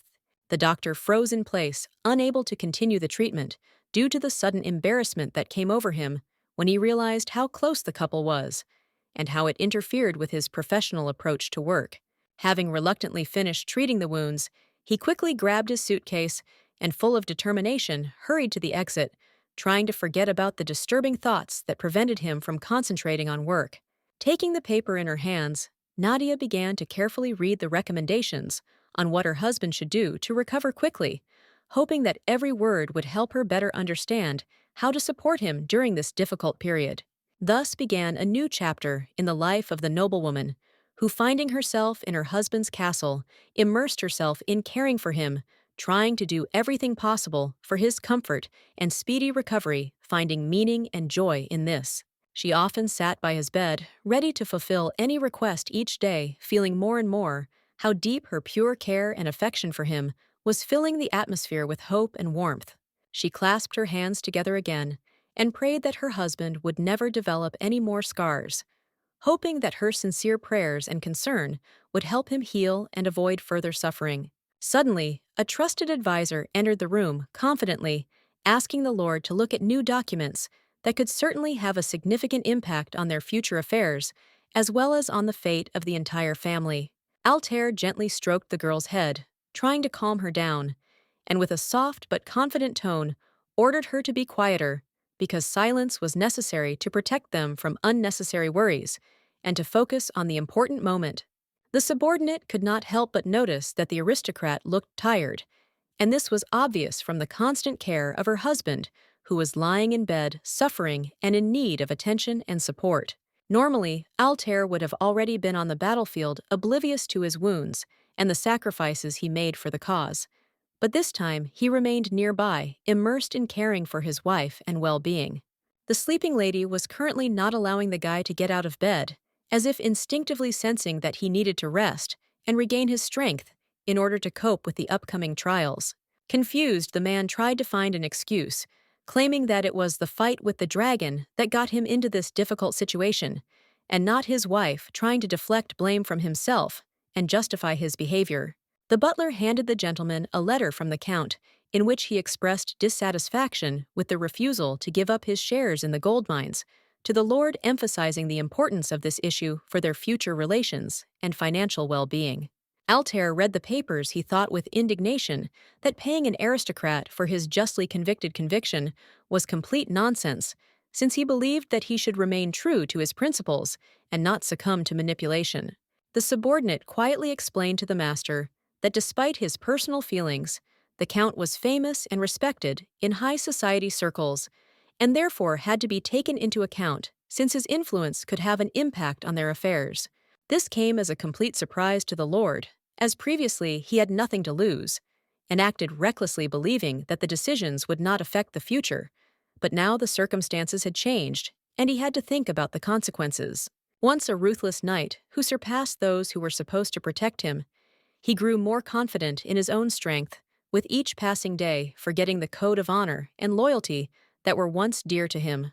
Altair gently touched the pink hair, realizing that he now had something to lose, and this sense of responsibility made him value every moment spent with those the man loved. Previously, the handsome man thought that their marriage would be purely formal, nothing more, but over time, feelings changed, and he began to realize how deeply this connection connects him, discovering new facets of love and devotion. But this woman was able to conquer him with her kind smile and innocence, forcing him to see in her not only a wife, but also a reliable partner with whom the Lord would like to share all the joys and difficulties of life. Sitting in bed and playing with his beloved's hair, the man still did not know how to behave correctly, with her struggling with internal doubts and fears. Feelings may not be strong enough to build a real future together. The Lord had managed to forget about the butler's presence, and holding back his emotions, briefly replied that he already had a plan to take revenge on the arrogant Count, intending to use his cunning and resources to regain his lost position and respect. Paul was puzzled as to how one could take revenge on such a rich man with so many resources and connections, and he could not understand what steps should be taken to strike a blow that could damage his reputation and influence. The lady still had bright bruises on her skin, from the strong grip, a reminder of the recent tense moment that left not only physical, but also emotional marks, making her feel vulnerable. The aristocrat growled that it was time to show who was really in charge among the nobles, filling his words with confident authority and determination, preparing to establish his own rules in this world of intrigue and manipulation. Nadia sat in her office and persistently asked her butler about what they had learned about the mines in the mountains, trying to gather as much information as possible that could help in making important decisions and strengthening their position. Realizing the importance of the question, she asked if the problem was money for developing the mine, hoping to get a clear answer that would help determine the next steps in this matter. The man agreed that it was indeed a matter of financial problems, and they were considering taking out a loan from the empire, hoping that this would allow them to develop the mine and resolve all current difficulties. The lady put the key on the table, and with a slight sigh, said that the bank had too high interest rates, which meant they couldn't afford to take out a loan, and that made it difficult for the mine to develop. After this, the noblewoman decided to invest her own money in this project, realizing that only in this way would they be able to overcome financial difficulties and provide equipment for the mine, hoping for a successful future. Paul was deeply concerned about the aristocrat's decision, saying that it was a mistake to think that the lady needed to invest her own money, as this could put her in a vulnerable position and have serious consequences for herself. This came as a complete surprise to the noblewoman. She had assumed that Paul would be glad to see additional finances that could help in the implementation of their plans, and did not expect that he would oppose such a decision. The butler reacted with surprise when the lady suggested another option in which she would invest money in their project, realizing that such a move could change everything and lead to unexpected consequences for all involved. With shining eyes, the lady stated that this would be a kind of investment, emphasizing that she believed in the potential of the project and hoped for its success, which could bring not only financial benefits, but also improve their position in society. Night fell, and the dark sky enveloped the palace, plunging it into a mysterious silence where only the occasional sounds of rustling and distant night singing could be heard, creating an atmosphere of mystery and anticipation. The noblewoman lying in bed suddenly woke up, feeling the slight chill of the night and the silence around her, which reminded her of the mysterious events that were taking place outside the secluded space. Jumping up from her seat, she suddenly realized that the evening had already arrived, and the day full of events and emotions had quietly ended, leaving behind only shadows of memories and unspoken words that continued to swirl in her thoughts, causing a slight excitement. The last thing the aristocrat remembered was a conversation with the butler in which they discussed important issues concerning their current affairs and future plans, which left a deep imprint on her mind and made her think about what lay ahead. Suddenly, the door slammed loudly, and the handle turned, causing excitement and curiosity in the aristocrat, who instantly became alert, ready for any turn of events, waiting to see who exactly would enter the room. Altair entered his wife's room without asking permission, his confident steps filled with determination, and he seemed to be oblivious to the boundaries between them, ready to discuss everything that was bothering his wife. He stated categorically that the lady had finally woken up, although in fact it would not have been at all superfluous for her to lie in bed a little longer, enjoying sweet dreams. The man is rapidly recovering, thanks to unique medications that, like a magic potion, help him significantly speed up the healing process and restore lost strength, allowing him to feel full of energy again. Afterwards, Altair gave his companion a special ointment so that she could heal the bruises and ease the pain, giving her a feeling of care and support. The medicine was kept in a small box, elegantly decorated with blue and gold patterns, which gave it a sophisticated look and inspired hope for healing, as if protecting the contents from any adversity. Suddenly, Nadia, inspired by an unexpected thought, decided that she could help not only herself, but also the Lord himself by applying the ointment to him. She enthusiastically approached him, determined to ease his suffering and facilitate his healing. As a result, the man sat on the bed with his torso naked, and the lady was nearby, creating an atmosphere of closeness and trust between them filled with slight excitement and understanding. The little girl carefully and tenderly spread the cream over the scars and wounds, which gradually healed as if new possibilities for healing were blossoming under her gentle hands, giving the skin a healthy appearance and restoring its lost radiance. The Lord was embarrassed by the unexpected closeness, putting his hand to his forehead and taking a deep breath, as if realizing that this moment was enough to feel an invisible connection and trust between them.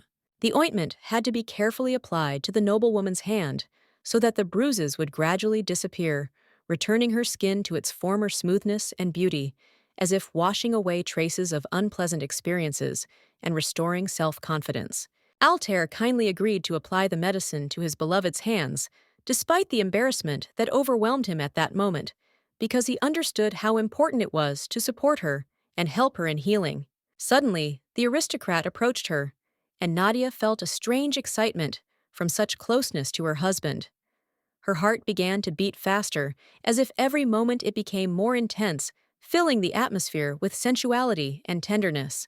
Their faces were close, almost touching, which created an atmosphere of deep intimacy and trust, filling the space around with an invisible energy that could ignite a spark between them and reveal all the hidden feelings. Shocked, Nadia recoiled when she learned that the gentleman had expected her to be treated kindly, hoping that she would call him something different than before, which awakened in her feelings of embarrassment and unexpected closeness.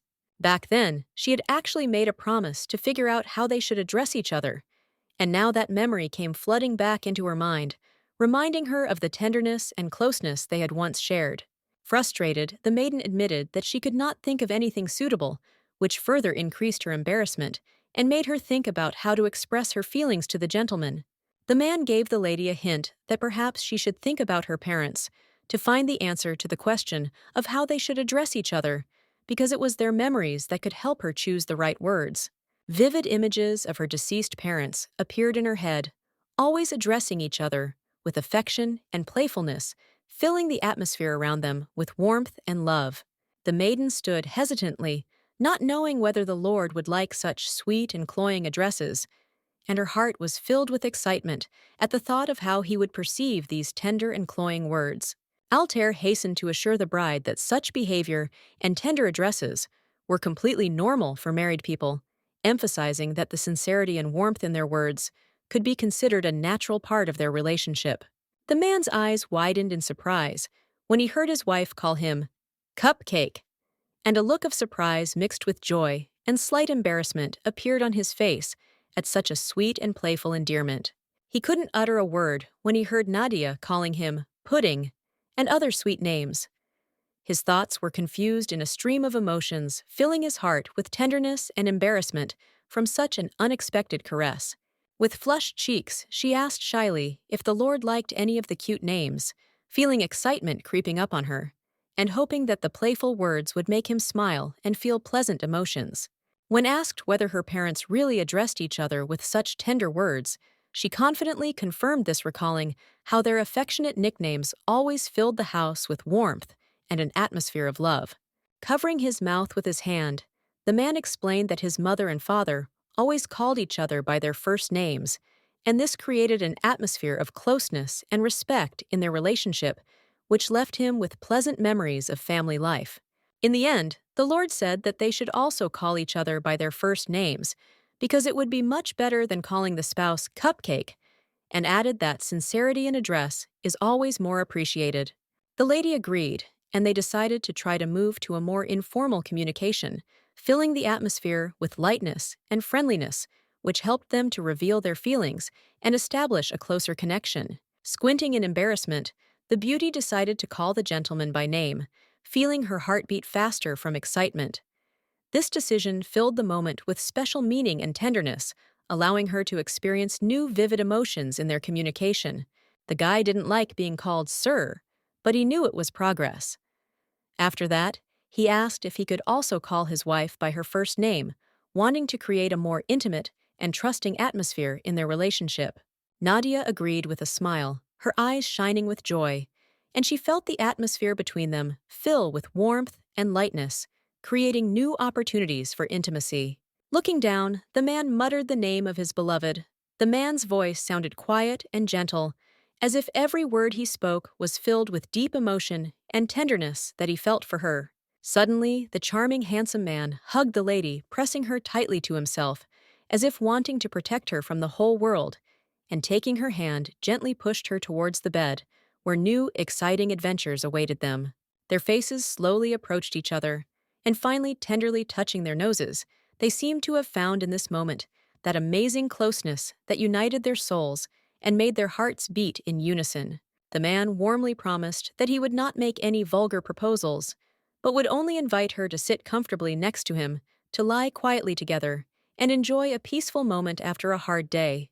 Nadia couldn't help but notice that her husband was very tired and looked exhausted, as if a difficult day had left traces of fatigue on his face. And in his eyes, one could see the need for peace and care, which he had been waiting for so long. So they spent the evening in the room together, enjoying the atmosphere of comfort and tranquility, sharing warm words, and letting time flow slowly, as if the world around them had stopped. After some time, large-scale works began in the mountain range, which attracted the attention of local residents, filling the air with anticipation and excitement, creating an atmosphere of change that everyone had long dreamed of. Word of the new mine spread quickly, and people from all over the world began to flock to the place full of curiosity and hope for the riches that might be hidden in the depths of the earth, promising them a new start and opportunity. The palace was desperately short of hands, as there were only a butler Anna and a cook there who were unable to cope with the numerous affairs and concerns, creating an aura of tension and discontent among everyone present. The lady put her hand to her chin thoughtfully, thinking that more hands should be hired first of all to ease the daily tasks and improve the general condition of the palace which needed help. Thanks to the magic crystals, they will have the opportunity to earn significant funds, which will open doors to new prospects and ensure prosperity for both them and the entire kingdom. They were also said to be of a purity superior to that of ordinary gemstones, which in turn greatly increased their value on the market, making these crystals particularly desirable to collectors and magicians. The maiden walked slowly through the green grass, realizing that she needed to work much harder to achieve her goals and realize her plans. Altair, sitting in his cozy office, plunged into a thorough search for buyers for the magical stones, thinking about how to emphasize their properties in order to attract interest and arouse a desire to invest in these rare gifts of nature. The lady in charge of staffing the castle, which shone magnificently under the cover of night, knew that she needed to attract the best specialists to ensure comfort and order in this magical place. A stack of documents fell onto the table, representing a multitude of resumes, each containing the stories and ambitions of people who wanted to be part of the castle's life and contribute to its prosperity. Looking at the butler, who was sitting opposite the lady, noticed with a slight smile that there were quite a lot of candidates for the role of servants, and this gave hope that among them there would be real treasures for their castle. Paul added with a smile that some of these candidates did indeed have impressive experience and amazing skills, which could greatly improve the work in the castle, which was quite sufficient. Looking down to take a closer look at one lady's resume, Nadia was surprised to recognize the familiar name Mary, which brought back a wave of memories and interest in her. Mary was a maid with short black hair, attentive and responsible, which made her an excellent candidate for work in the castle, where not only professionalism was required, but also a desire to care for others. She was always there for the young lady throughout her childhood, helping and supporting her, creating a strong friendship that remained an important part of their lives for many years. The maid, deciding to risk everything for the sake of her mistress, agreed to escape from the cruel marquise. But when the aristocrat learned of this bold decision, his anger knew no bounds, and he severely punished both, not forgetting to reproach the maid for her insolence. Paul, who was standing nearby, realized that Mary's resume would have to be put aside since she was an acquaintance of Vine, and therefore automatically received the position of a maid despite all her merits and impressive experience. With a smile on her face, Nadia remembered the maid, who was the only one who showed her kindness and care after the tragic death of her parents, supporting her in difficult times and becoming a reliable friend. Suddenly, the door opened slightly, and a curious voice sounded in the air, asking the lady what exactly was the reason for her joy, because at that moment She seemed so happy, as if something truly amazing and unexpected had happened in her life. It was Altair, who, with a slight expression of curiosity on his face, asked if the aristocrat had been looking for him, since they had often crossed paths lately, and he was interested to know what was bothering or pleasing the lady so much. The innocent maiden began to stutter at the mention of the nobleman, her husband, as if she was overcome by mixed feelings, anxiety and excitement, which she tried to hide behind an awkward smile. Confused, the lady shook her head nervously, obviously trying to hide her reaction, because she always reacted so strangely and unusually, only to him, as if his presence evoked feelings in her that she herself could not fully understand or explain. Paul realized that he should tactfully leave and leave the nobles alone, feeling that his presence at this moment was unnecessary, and they needed privacy to continue their important conversation. It turned out that the maiden had called the man to discuss an important invitation from an Eastern family which could play a significant role in their future relationship and the fate of the family. The Lord believed that she did not need his permission, since managing family affairs and responding to invitations was the exclusive privilege of the lady, and he respected the right to make such decisions independently. The happy aristocrat asked with excitement in her voice if her husband had managed to conclude the long-awaited deal with the supreme power which could change their position and strengthen the family's influence. With a grin on his face, the man said that they had managed to make a deal with the Silver Fox to sell the magic stones, and they had offered a very generous amount of money that would significantly strengthen their financial position and open up new opportunities. Silver Fox owned a large tract of land, giving her considerable power and influence, and her status was on par with Black Panther, giving the impression that both figures held important positions in society. It could be said that all the territories on the map were divided between these two factions, each of which defended its interests and sought to strengthen its position, creating a tense atmosphere of rivalry and struggle for power. However, in light of the upcoming events, the fox seemed to be striving to take first place, wanting to surpass even the panther herself, which foreshadowed new twists in their confrontation and struggle for influence. The man happily added that the odds were 8-2 in their favor, which was simply wonderful news, capable of significantly strengthening their position and increasing their confidence in the upcoming actions. The lady's eyes widened in surprise when her husband placed his hand on the pink head and said that all this happened thanks to her, causing a warm feeling and pride in her heart for their joint achievements. Altair sincerely thanked his wife for everything she had done. His words were warm and respectful, emphasizing the importance of her support and dedication in their journey together. This character was in sharp contrast to the other heroes of the novel, as he was cruel and ruthless, which was clearly demonstrated in his habit of holding the skulls of his enemies in his hands, symbolizing his power and ruthlessness. Looking into the handsome man's face, Nadia realized that Altair had changed and was no longer the evil man he had been before, and his gaze reflected new emotions and depth of feelings that she had never noticed before. Turning away sheepishly, the man asked when the aristocrat was planning to go shopping for new clothes. The man's voice was warm and caring, as if he genuinely wanted to support her in this endeavor and help her choose something special. They had to start preparing for the event as soon as possible, but the Lord could not take his eyes off his beloved, completely immersed in her beauty and charm, which made him forget about all his affairs and worries.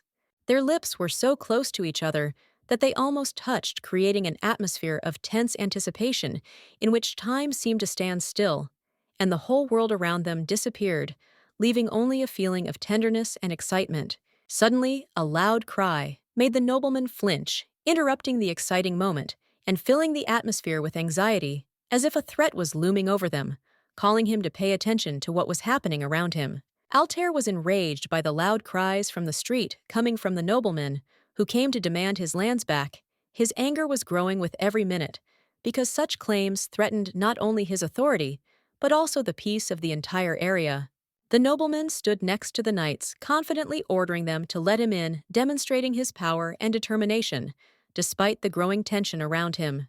But then the owners of this house suddenly appeared.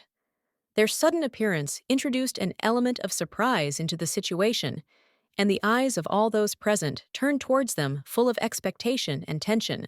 The man greeted the count with a sly grin, feeling the joy of the revenge that had been accomplished, and his eyes shone with triumph, and he was full of confidence that this moment was the culmination of a long plan. The Count immediately began to try to push his way in trying to please the Lord on whom much in life depended. The man's words sounded flattering, and his manners became more and more polite, as if he was looking for ways to win his favor. Pleas for help were heard to deal with the griffins that had attacked the noble's family, and soon anxiety gripped everyone, for the threat hanging over them demanded immediate action and courage to protect those in trouble. The man was shaking all over with horror, his fear was obvious, and Nadia, standing opposite him, watched his reaction with concern in her eyes, trying to understand what could have scared him so much and what dangers were lurking ahead. Grapes were the main source of income for the Count, from which he produced excellent wine famous throughout the region, and it was thanks to this occupation that he was able to maintain his estates and ensure a luxurious life. Killing a griffin was extremely difficult, as this creature possessed incredible strength and agility, which made any attempt to capture or attack it a real test of courage and skill. Altair was the only swordsman capable of dealing with the monster, but he instead advised the other to hire mercenaries, believing it would be a wiser decision given the scale of the threat and the need to fight. The man tried to solve the problem on his own, but all his efforts were in vain. In the end, in despair, he came to the Lord with a request for help, realizing that only he could provide the necessary support in such a difficult situation. Suddenly, the Lord asked his wife what she thought about accepting such an order. Her voice sounded interested, and he sincerely wanted to know a woman's opinion, realizing that such a view of the situation could be very important. Hearing these words, the aristocrat fell on his knees before the Baroness, begging her to forgive all old grievances and to provide assistance. The man was trembling all over with emotion, and his heart was filled with hope for her favor. Behind all this, rumors began to spread, which could quickly develop into unnecessary gossip, sowing discontent and misunderstandings among those around, contributing to further conflicts and intrigues. Altair folded his arms across his chest and said with a grin that the Count had stopped apologizing and that they would still take the order, demonstrating confidence that this decision would open up new opportunities for their business. This news delighted the Count, who, with enthusiasm in his eyes, was ready to offer a generous reward for completing the order, realizing that such cooperation would open up new horizons and bring him not only profit, but also respect among other aristocrats. Altair did not refuse the offer of a reward, stating that they would definitely take on as much work as possible for such valuable help, because it was not only profitable, but also necessary to achieve their goals. The aristocrat froze in place when he heard that they were offering him part of his garden, and surprise and bewilderment flashed in his eyes, because this was not just a piece of land, but part of his heritage and pride.